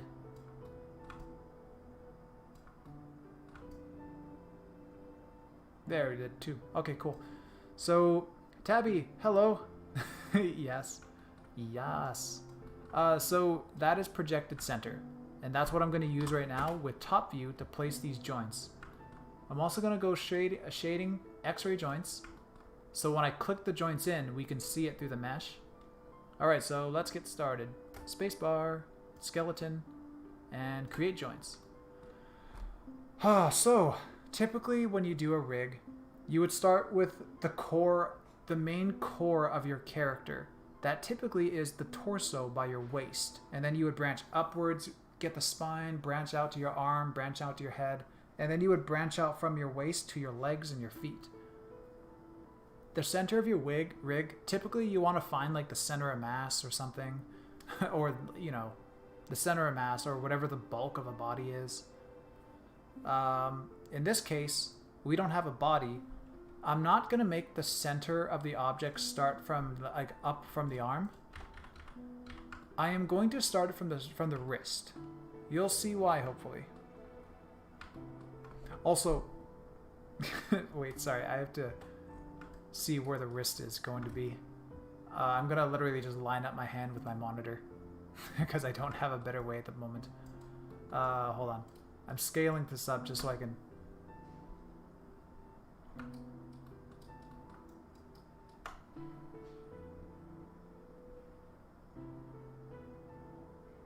Okay, right there.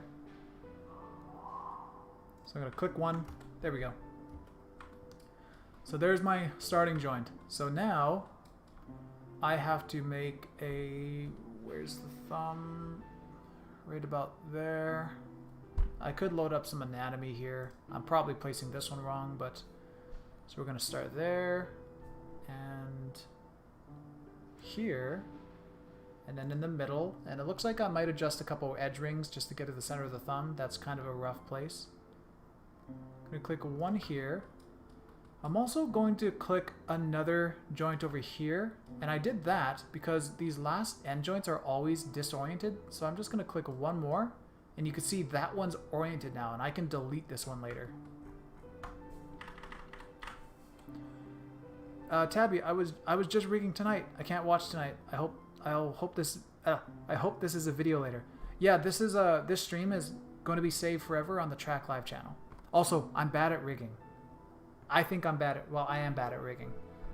But I'm decent enough to make a rig for Match Move. But too bad you can't watch. I'm sorry, and I will see you. I'm worse. Oh, man.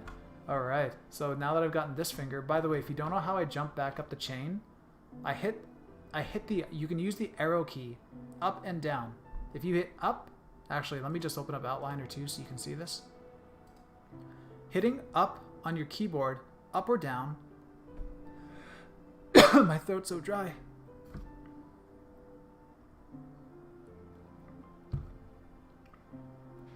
I need something better than water.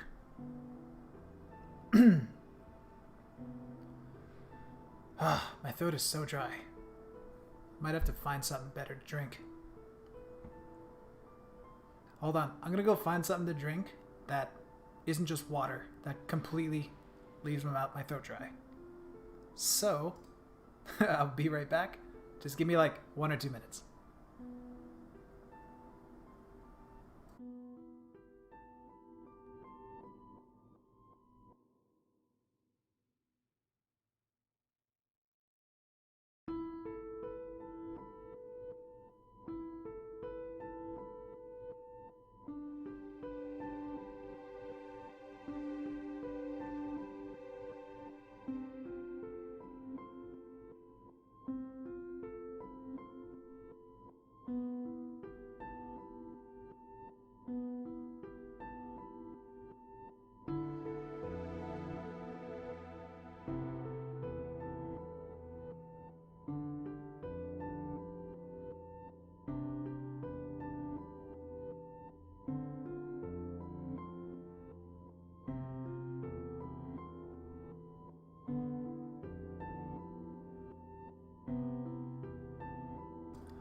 Okay, I'm back.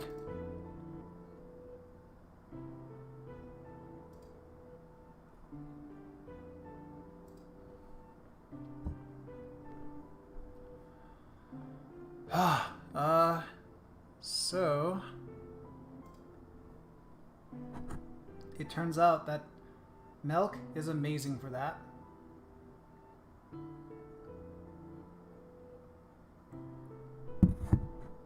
If that doesn't work, I have green juice, but I don't think that's really going to help me. I just wanted it because it's healthy. Okay, so back to the hand. Now, oops. So I was just saying we're going to work our way back up the chain. So now that I've opened up the outliner, if I hit the up arrow, and you look at the outliner, you move your way up the chain in whatever group you're in. Doesn't need to be joints. So I can work my way all the way back to the original joint, and now I can keep branching this off.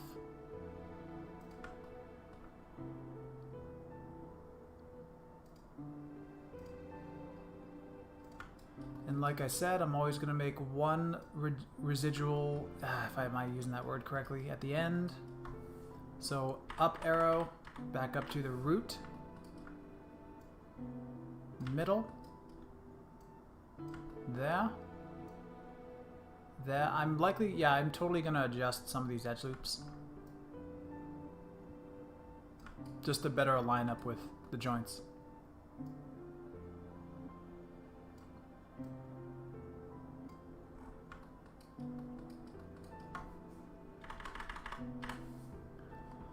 Oh, once again, if there's any questions about this, I'm sorry. This is kind of a complicated part, so, you know, if you want to stop me for some kind of rigging or deforming question, you know, don't be afraid to stop me here.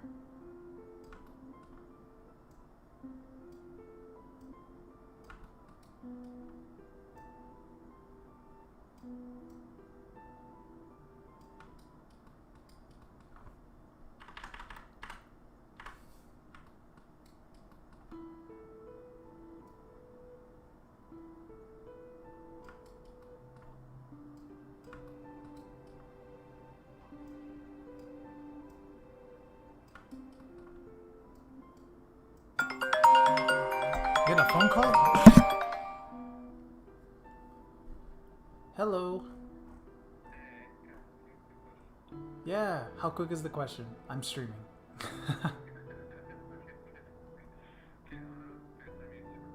You're gonna FaceTime? Okay, hold on.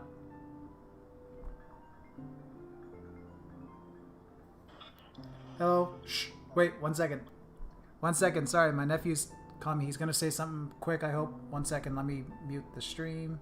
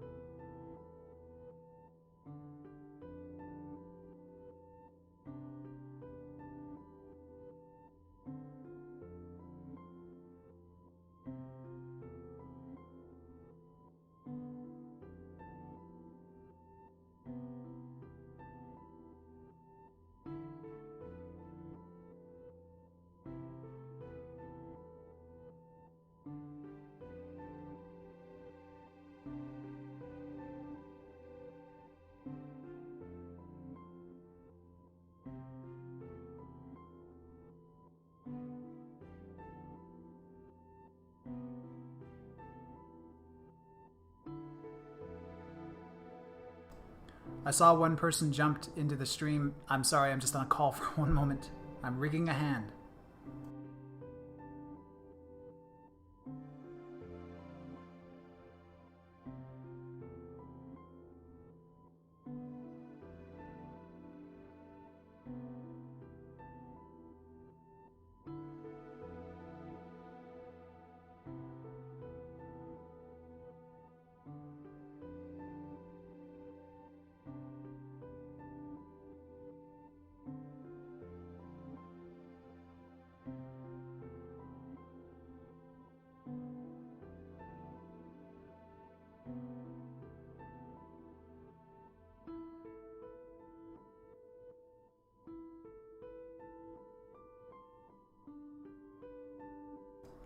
Okay, sorry about that. So sorry. Yes, no worries. Thank you. Okay, so I put the last joint into the finger now. Actually, I didn't. I need to put the arm. Okay, so here's what we're going to do. We're going to go back. And now we're going to put a controller right here. And now we're going to go click right up the arm. And then again, we'll do that last one there, just the one that's going to delete. And again, we're only making these ones at the end because their orientation is funny. So when we click one more joint, it fixes the last one. So now I'm done with that. I just hit W so that I'm back into my regular translation stuff.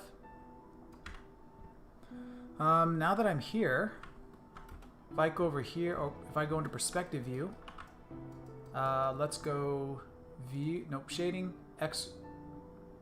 X-ray joints. Now we can see our joints inside of the mesh, and because of projected center, you can see that the points are all in the correct depth that they need to be at. Some people might get really picky on this and say, okay, well, they don't need to be the exact center, they need to be up a little bit or something, and you know, that is actually like pretty reasonable.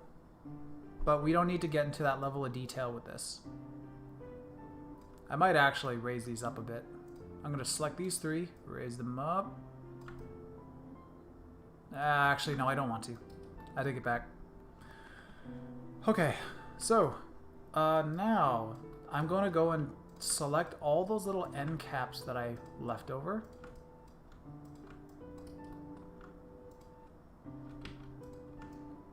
And I can just delete. And now you could see that the end joints are, oh well, this one's a little funny. Why is that? Oh wait, hold W, left click, object. Ah, okay, my bad. So you can see that they are all oriented correctly to the front. Except for this one. This makes sense that this hand is kind of messed up. So your thumb, here's the thing, with the fingers, you want them to be able to roll down Z. Right? So that's normal. Ooh. So you could select all three of them, rotate, grab Z, and you can curl your finger. But the thumb, because the thumb had no way to know what our orientation of our joint should be, if we select these and go rotate your thumb, see, it goes the wrong way. Your thumb should be coming in this way. So I'm just going to reference my own hand here. See, your thumb wants to come in and point at the center of the palm, basically. So we are going to take this and we're going to rotate this joint. And now make sure that our joints are rotated into where they need to be. I actually need to rotate the thumb geo a bit, I think. Actually, let me flatten this out to the orientation of the nail. That's even better. That's a better thing to go off of.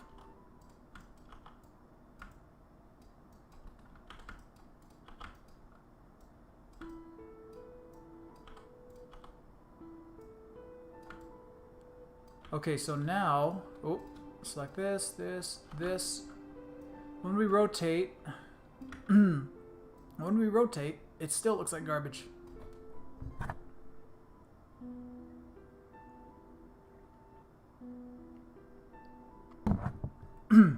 Man, I need some tea with honey. Okay, so let me see what I did. Okay, so that inner piece doesn't move that much. So I shouldn't have rotated like this, because this bone only goes about this far. So if I rotate this, grab these two, and then typically these will go and do their own thing. So that's good enough. It's not perfect. Match move, you don't have to be perfect. So we're leaving it like that. And now, so the reason I made this bone here is because, see, the center of the wrist, we can move the whole hand. And this is what we would parent our track to for our hand track from Syntheyes. And when we parent the track, this bone is going to let us move the arm independently. So, now that we have this, we are fine on the skeleton, I believe. Wait.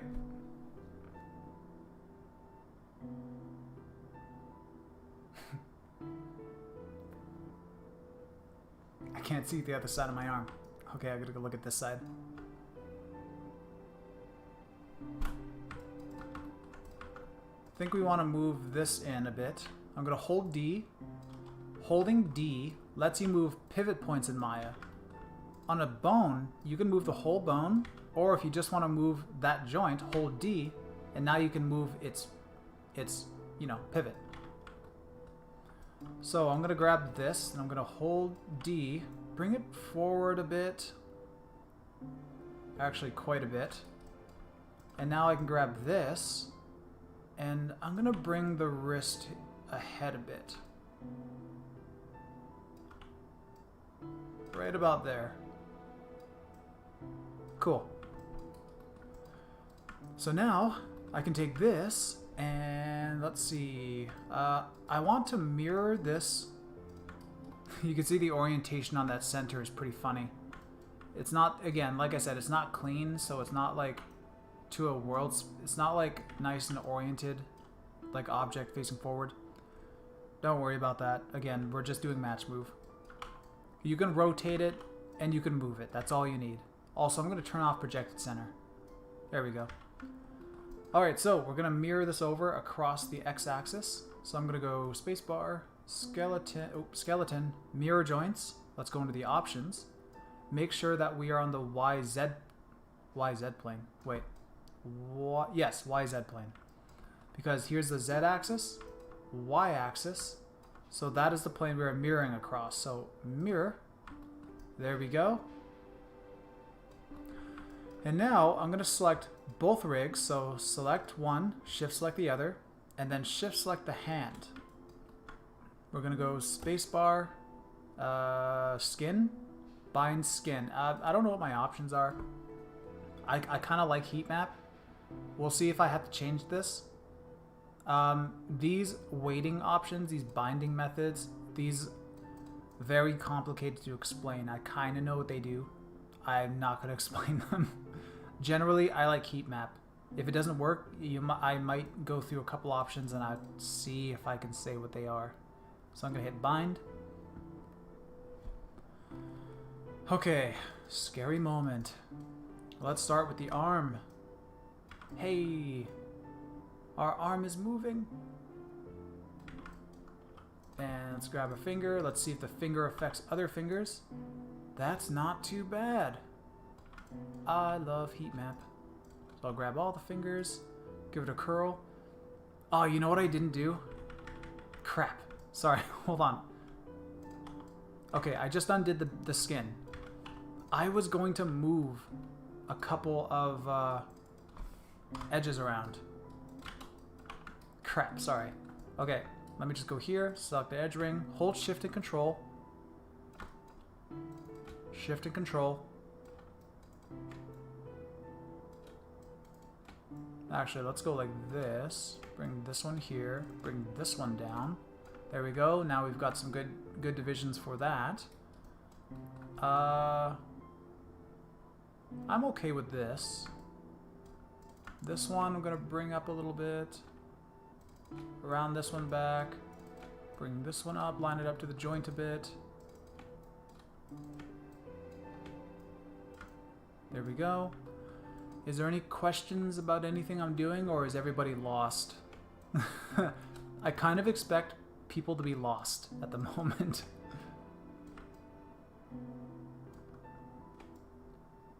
This one is kind of screwed up in a way, so I'm gonna weight it like that. Okay, this finger, we're gonna have a loop on the joint, and this one in the center. This one's a little funny. This finger's a little funny. Purple, yes, no worries. Purple Moose lost.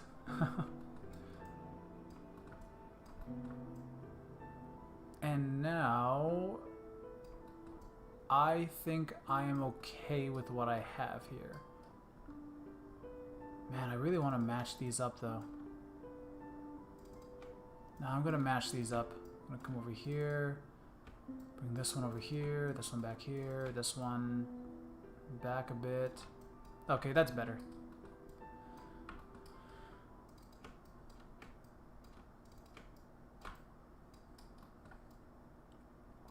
Okay, I'm happy. So I'm going to take this mesh and mirror it across. So shift, right click, and mirror. And I'm not going to touch any of the settings here because it's fine. So I'm going to select the mesh, shift alt D to get rid of the history. And history is gonna be a big deal. History is the reason why I can't do this stuff in Blender. For anybody who wants to know the process of why things that I can't do in Blender, if I go make a cube, scale this up. So the idea is let's say, actually let's give this a little extrusion. Pretend that's a finger. So if I take this point and I get a cluster going, so this point here, I am animating it.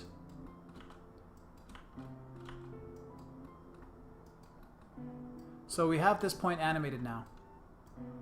That is how we're going to deform some of these points and tighten things up. But if you want to go higher resolution with this geo, you have to smooth it. Now, Blender, the only option you have for subdivision is exponential smoothing.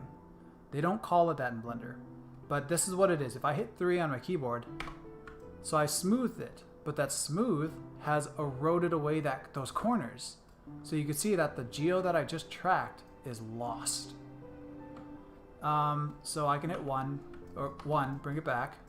So here is the important smooth. If I go shift right click smooth, exponential is what we just did. So there's exponential. And because of history, I can still deform this object, and you can do this part in Blender, it's just fine. Now if I switch to linear, come down, make sure push strength is set to 1. If I hit smooth, you could see it rounded outwards. And that original point, that vertice, it still works. And all the other points are... I gotta sneeze. That must have been loud. So all the other points, you can see right here, this corner is preserved. And all the middle points have rounded out, and they are interpolating in between. So they have some of the animation now. That is huge. If I open up Blender...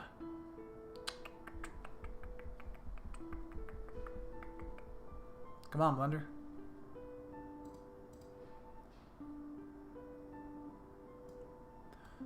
So with Blender, I can go Control 1, Control 2, Control 3, or whatever. And here I have this. But... it erodes in those corners. So that don't help. But the thing is if I go Tab, 3, now I'm on Faces and whatever, or just Geometry. I select all, right click, Subdivide, and I open up Subdivide down here. I can increase the subdivisions. Here's the thing, this is the only linear I've seen in Blender. If I come down to Smoothness, that did exactly what I wanted. And this is exactly what I want Blender to do. You see the original points, those corners, are preserved, and the mesh just interpolates around. It blends. That is not a modifier. And also with modifiers, you can't just dynamically insert all these deformers in such weird fashions like you can with Maya. Maya dominates with rigging. Because of stuff like that, I can't get a good, clean way. John, try extruding out a finger from the cube in Blender. Try extruding out a finger. Oh, let me undo what I did. Okay, but at what stage? What stage should I extrude out the finger?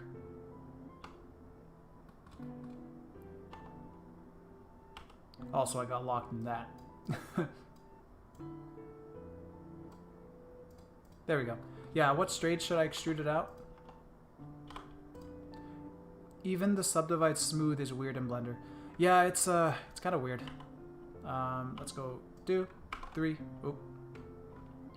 3. Oh my god. Oh, I'm stuck in this marquee mode. Tweak. There we go. Control 3.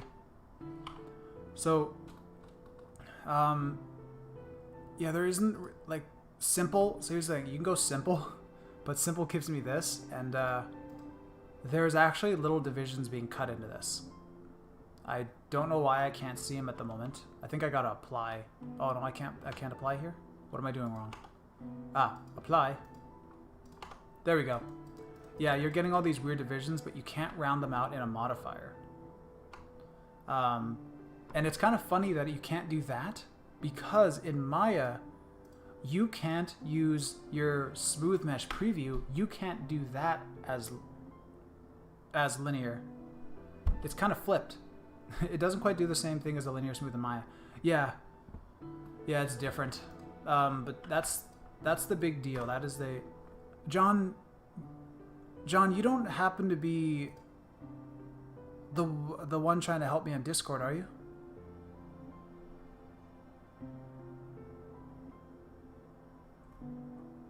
Are you Johnzo? I think that's the name. I can't remember the name. I'm just wondering if you're Johnzo, who is helping me out on Discord or trying to help me out with Blender. It doesn't quite do the same. Oh yeah, I read that already. Xander, if you turn off optimal display, you can see it without applying it. Turn off optimal display. Oh, but I don't want to see it either. Well, actually, seeing it's not important if it doesn't actually round out. But that is good to know. I actually am glad I know that. That's a thing now. Okay. Yep, that's me. Nice.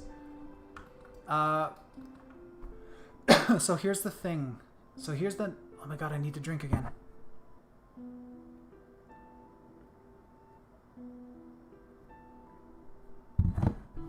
I swear I fall apart during every stream now. Actually, I always have. Okay, so the hand. Here we are going to quickly rig this. Oh wait, I was showing the example of the deforming thing. So, if I make a cube, and I showed the first part of this. So I can take a point, grab this. I can make a cluster. Key, key, key, key, and key. So there's that point, and just for the hell of it, let's grab another area. Cluster.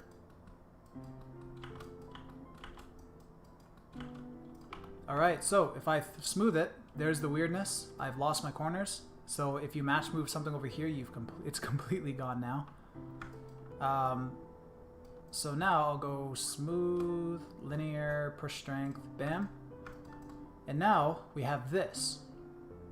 So what I do is I deform the important areas with a single point, and then I smooth it. So now we have these interpolated points. So now I can select these in-between points. Whoops, I didn't want to... Okay, well, we could smooth like that as well. That's not very good. I have done like that before, but it's not good. So I'll make another cluster.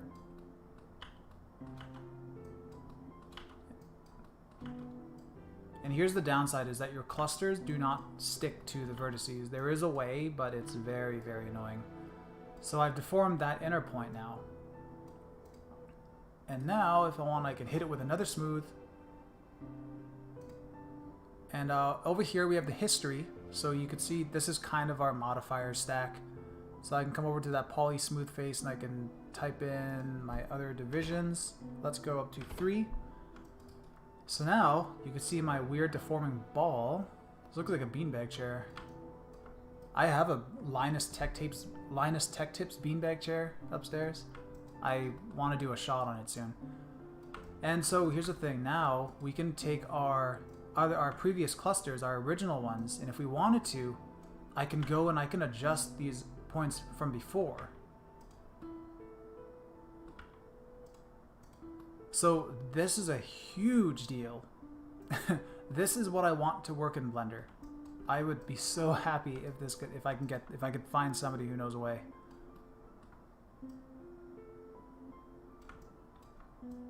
But anyway, that's kind of what we're gonna do with this. Except with the hands, we're gonna have 2 levels of subdivisions. This base mesh, we're never gonna smooth. We're gonna have another hand that we are gonna wrap to this, and you'll see that in a moment. So that is kind of what we're doing. We're going to take this rig, rotomate the hand, and then you're going to tweak the vertices as you need to. And that's why we're starting very low res on the hand mesh. And then once you're comfortable with those vertices, you can then work on the high res version of the mesh, which you will also be looking at the entire time you're manipulating the low res. Once you're super happy, you can go to the high res mesh and start to work on those details if you really need to. Okay, so let me actually do this rig now. I tweaked the hand geo. I'm happy with it. So I'm going to select the skeletons, the mesh, and spacebar, skin, bind.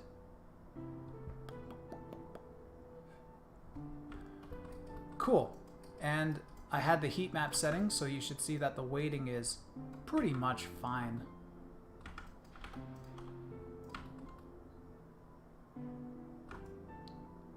We're gonna just look for stuff that we have to tweak. You know, we might actually not tweak this much. There is compression, like this stuff. You don't really want that kind of compression, except the point of this is that we are going to manually tweak these points. So I'm not really... This weighting turned out better than I expected it to.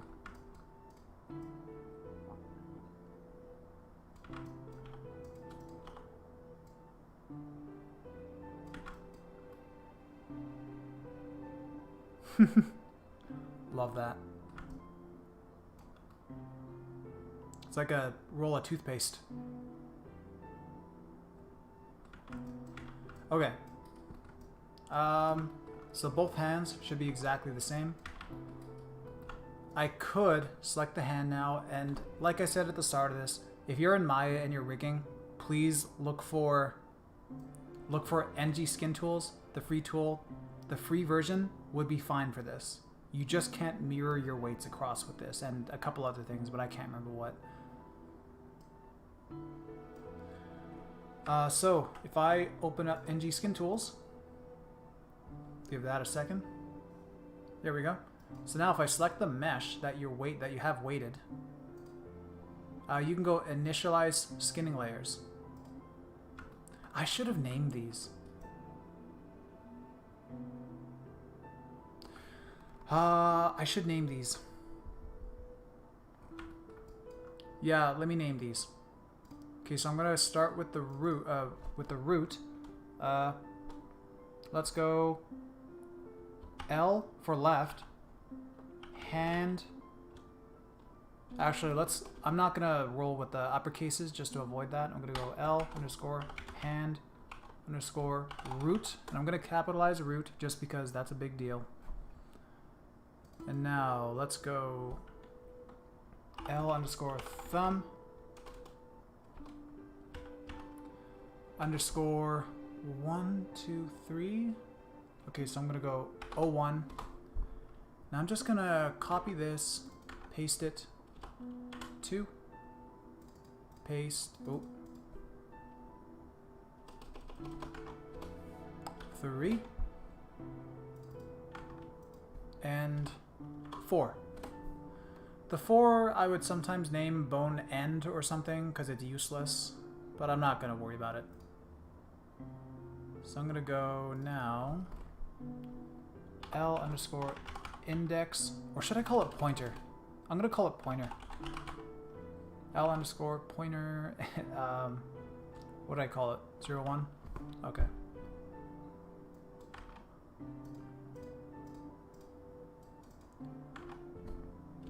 Two.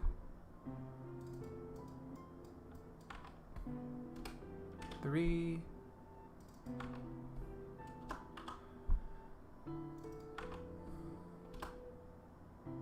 5. Wait, did I just do something wrong? Pointer 1, pointer 2, pointer 3, pointer 4, pointer... Okay. Wait, what? Wait.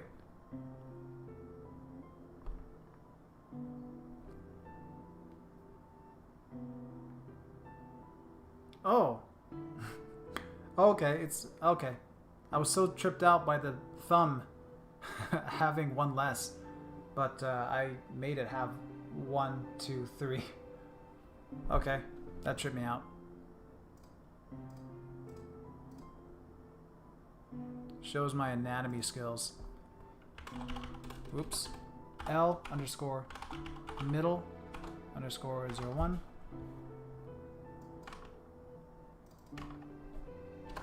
2, 3, 4, 5. Is everybody still super lost? L underscore ring underscore 01. 2, 3. Oops. 4, 5.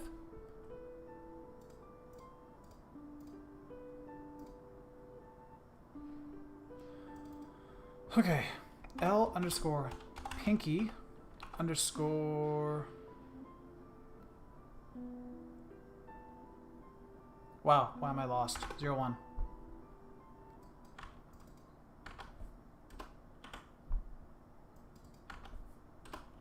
3, 4, and 5. Oh, and the arm. Cool. Let's just call it forearm. Underscore 01.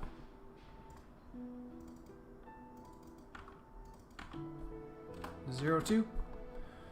Purple moose, totally. Alright, so there's our stuff named, and oh crap. These... Oh, these aren't linked.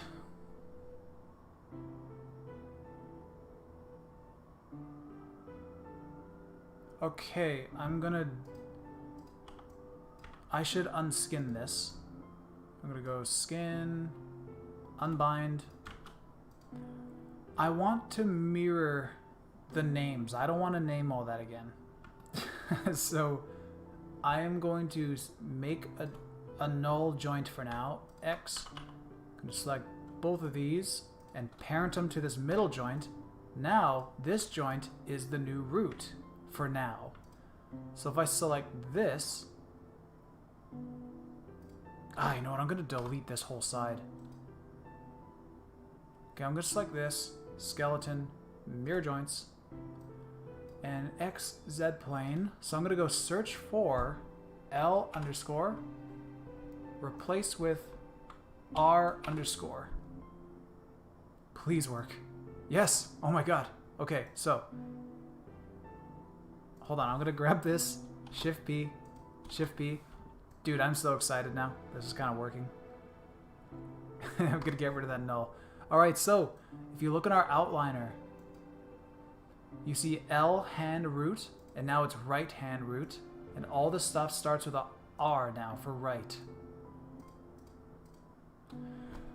Oh, what a relief. Okay.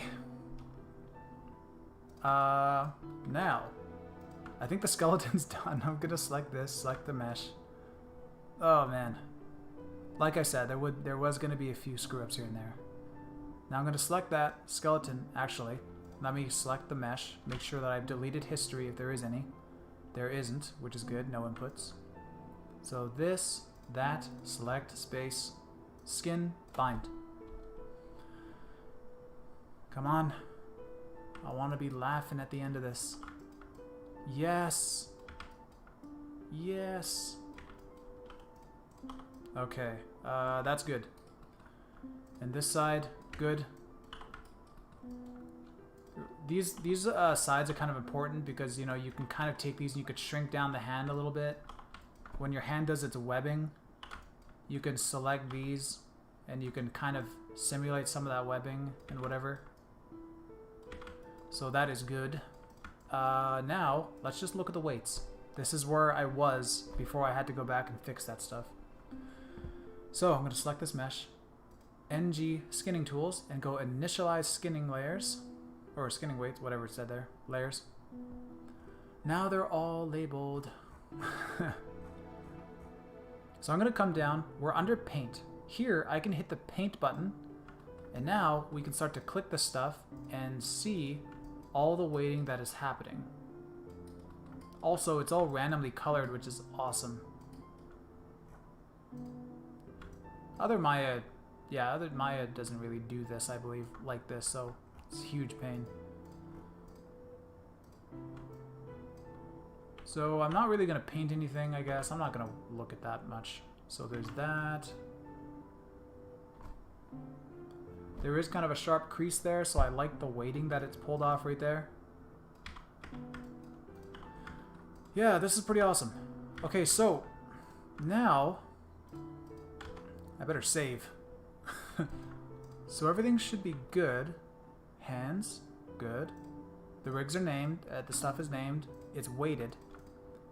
So this is basically the finished rig. Basically.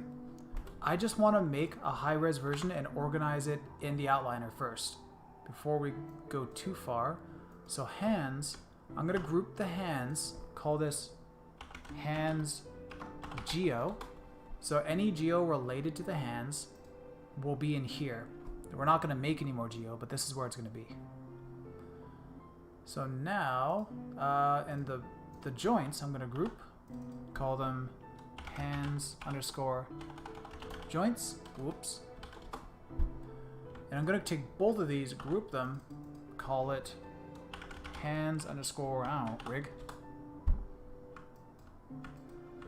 It's not really the craziest rig. But anyway, now, so this is cleaned up. Let's go, and now I'm going to take this mesh, I'm going to make a high-res version, and I'm also going to UV the hands.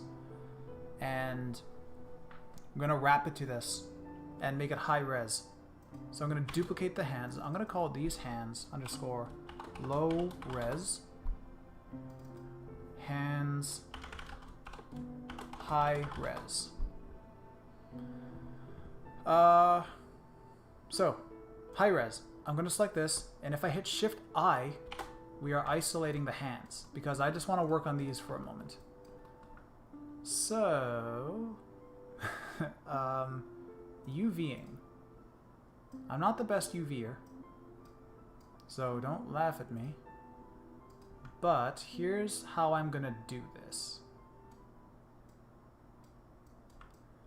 I am going to just take one of the... I've never tried to mirror UVs. How did I do this before? I might mirror a hand over just to get out of this.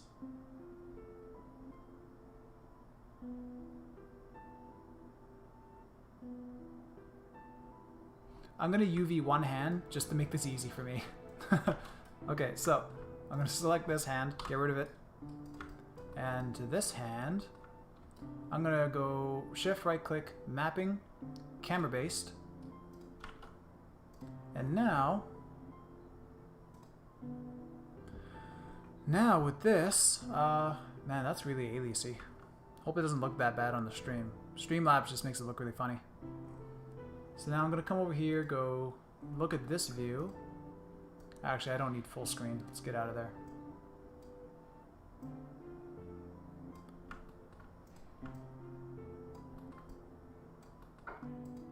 Oh, that's right. I want to smooth this first. So I'm going to go smooth, linear, push strength, up.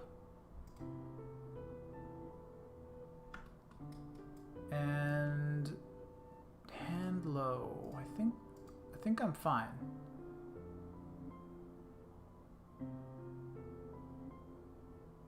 Yeah, I'm going to delete history. I'm going to get rid of that. And now that I've smoothed it, what I ended up with is a nice line. Let me close this so you can see this line. There is a very nice line that cuts all the way across the half of the arm. It's not perfectly centered. I'm not too concerned about that, honestly. So I'm going to take that, go back to my UV editor, and Shift right click, cut. Now UV shell. And now you can see our hands separated. This one here, the red one, this one needs to be flipped around. So I'm going to Shift right click and flip along U. Yeah, okay, there we go. And I can select both hands, Shift right click, unfold. Now they look funny. I could straighten these arms out. Like make them straighter, a little bit cleaner looking. I'm not gonna. These UVs are fine. Typically, whenever at Track VFX we pass stuff like this on to another artist, they're typically gonna put like an effect right on the palm, some scratches on the back. I find putting the seams right in the middle of the fingers, usually people seem to enjoy more. And sometimes, depending on the effect, I will actually re-UV the mesh and give them that, depending on whatever they're doing to it. So, don't scale them separately.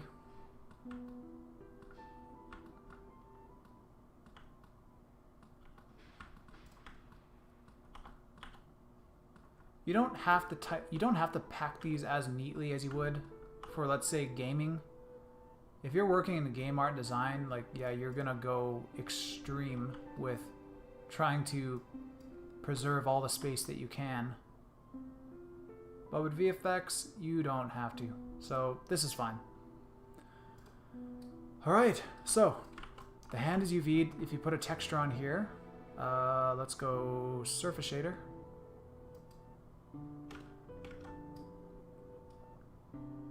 Out color, checker, 6. And our UVs, let's go 20, 20.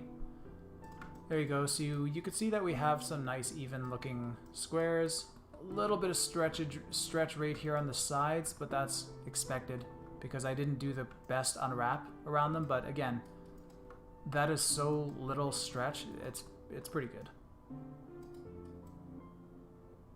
I could have straightened things out, but nah. Nobody typically needs that level of detail with us.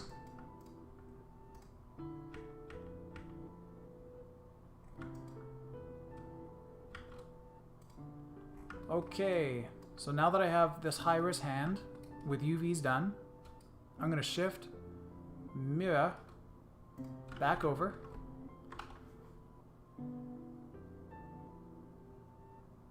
Oh crap, you know what? Oh no. Okay, actually we're fine, we're fine. I'm going to keep these hands, but these hands are going to be something different now. I realized something again. I have not done this for a little while. These hands are going to be the final UV hands. This mesh will likely be what we deliver. I forgot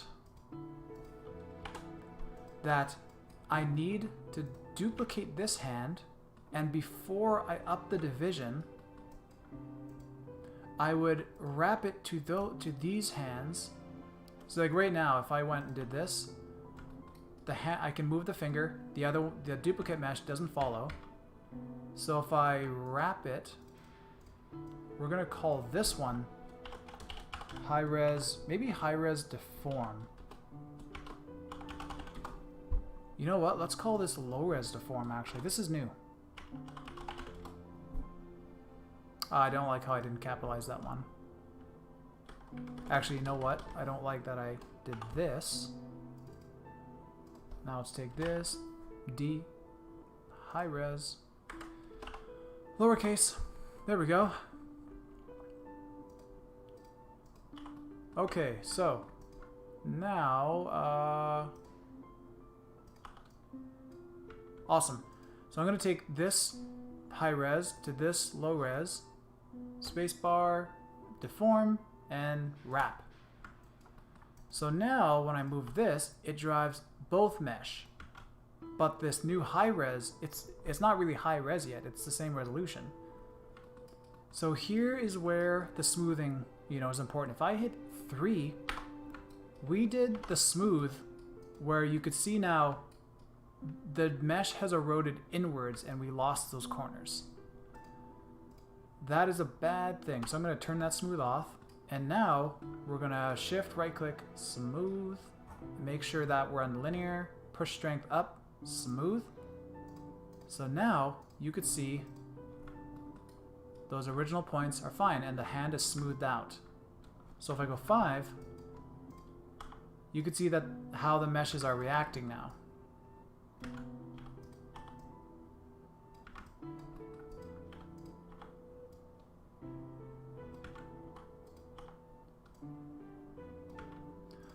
Alright, so now that we have that, the final... see, here's the thing. I don't do a final hand in UV until the very end. I did all that work just now to that hand. But I can't guarantee this is even the division level that we would deliver to a client. So how do I know that what I just did with the UVs and made that, like how do I know I'm going to use that? I'm not, probably. And because I'm going to use these hands for work as well, I'm going to delete that. So screw our work. And yeah, so now I'm going to, now just for cleanliness and also to work with this, I want to work with the low res, but I don't want to keep selecting the high res. So I'm going to select the high res. We're going to, did I make a hand low group? What? Weird. Let me delete this layer. Delete. Okay, so actually let's start with the low res. I'm going to make a new layer with object selected, and we're going to call this hand underscore low underscore deform. Save. And now for the high res, we'll put that on a separate layer, and we'll call that hands underscore high res. Actually, let's just call it high deform. Deform. Nice. And so the high res, the high res, I'm going to check this box here. So we're in template. Now we're in reference. Reference means we can't touch that mesh. We can't touch the high res. So if I wanted, I can now right click vertice and I can move the vertices for the low res. And you can see now we're working on a low res, but we have the display and the flexibility of the high res.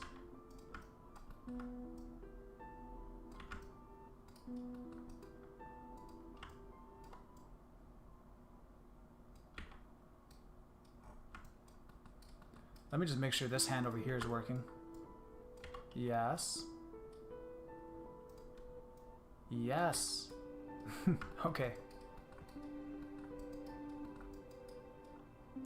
I think I'm done. Save. Oh, also, so let me make sure something works. Okay, so if I take a joint, I can scale it so we can make fatter fingers. And now I can select 1, 2, then 3, and we can scale the fingers up if they need to be bigger for someone's hand. We can lengthen them and make them thinner.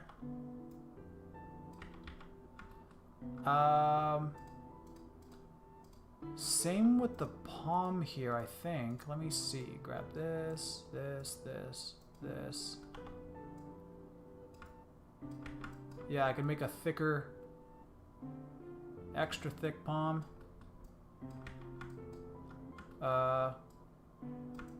Creepy. Super creepy. If you want to make someone's hand transform into some weird demonic thing. Or make them look ridiculous. Oh, that's some serious arthritis.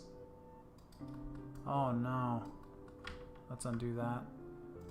Okay, in the arm, we still have our control of our arm. And like I said, you can make it smaller, thinner. Maybe you just want the hand. I did a track with this little girl once, and she had a jacket. So they didn't need her arm. I did a separate mesh to deform her jacket. But I didn't want the arm penetrating out of the mesh. So I just shrunk down the arm so that you couldn't see it. Okay, so yeah, that's about it. I'm actually pretty happy with this. This is as simple as I can make it.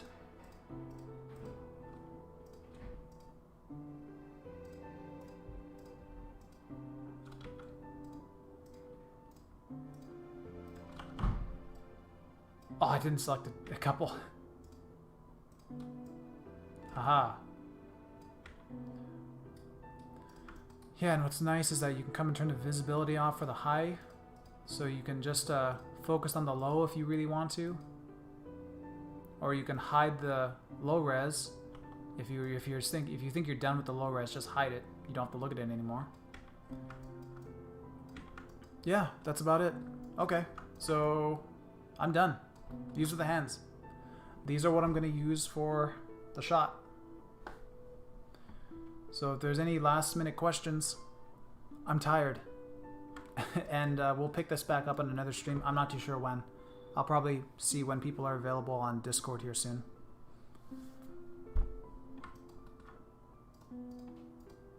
Save again. Let me just double check, make sure things are named, and also give people a chance to type if they want to, if they have a weird question about this or something. Hand geo, hands joint, hands rig. Very clean. I'm fine, I'm happy with this.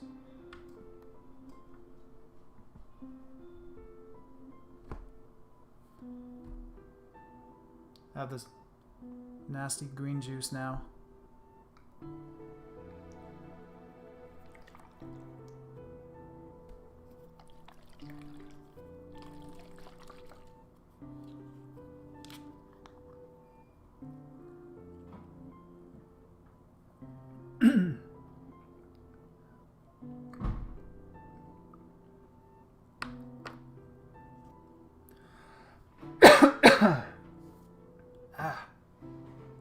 This stuff is so gross. Oh, it's good. It tastes good. It's also gross. So it doesn't look like there's any questions. So that's good. Everybody understood. Now, I'm certain people will probably just watch this back. If they really want to. Alright. So, I'm gonna jump out. And, yeah. Thank you for watching. Where's my end screen? I always lose my end screen. I need a stream deck. There we go. Oh, no! I changed my text from testing only to thanks for watching. Alright. Well, see ya.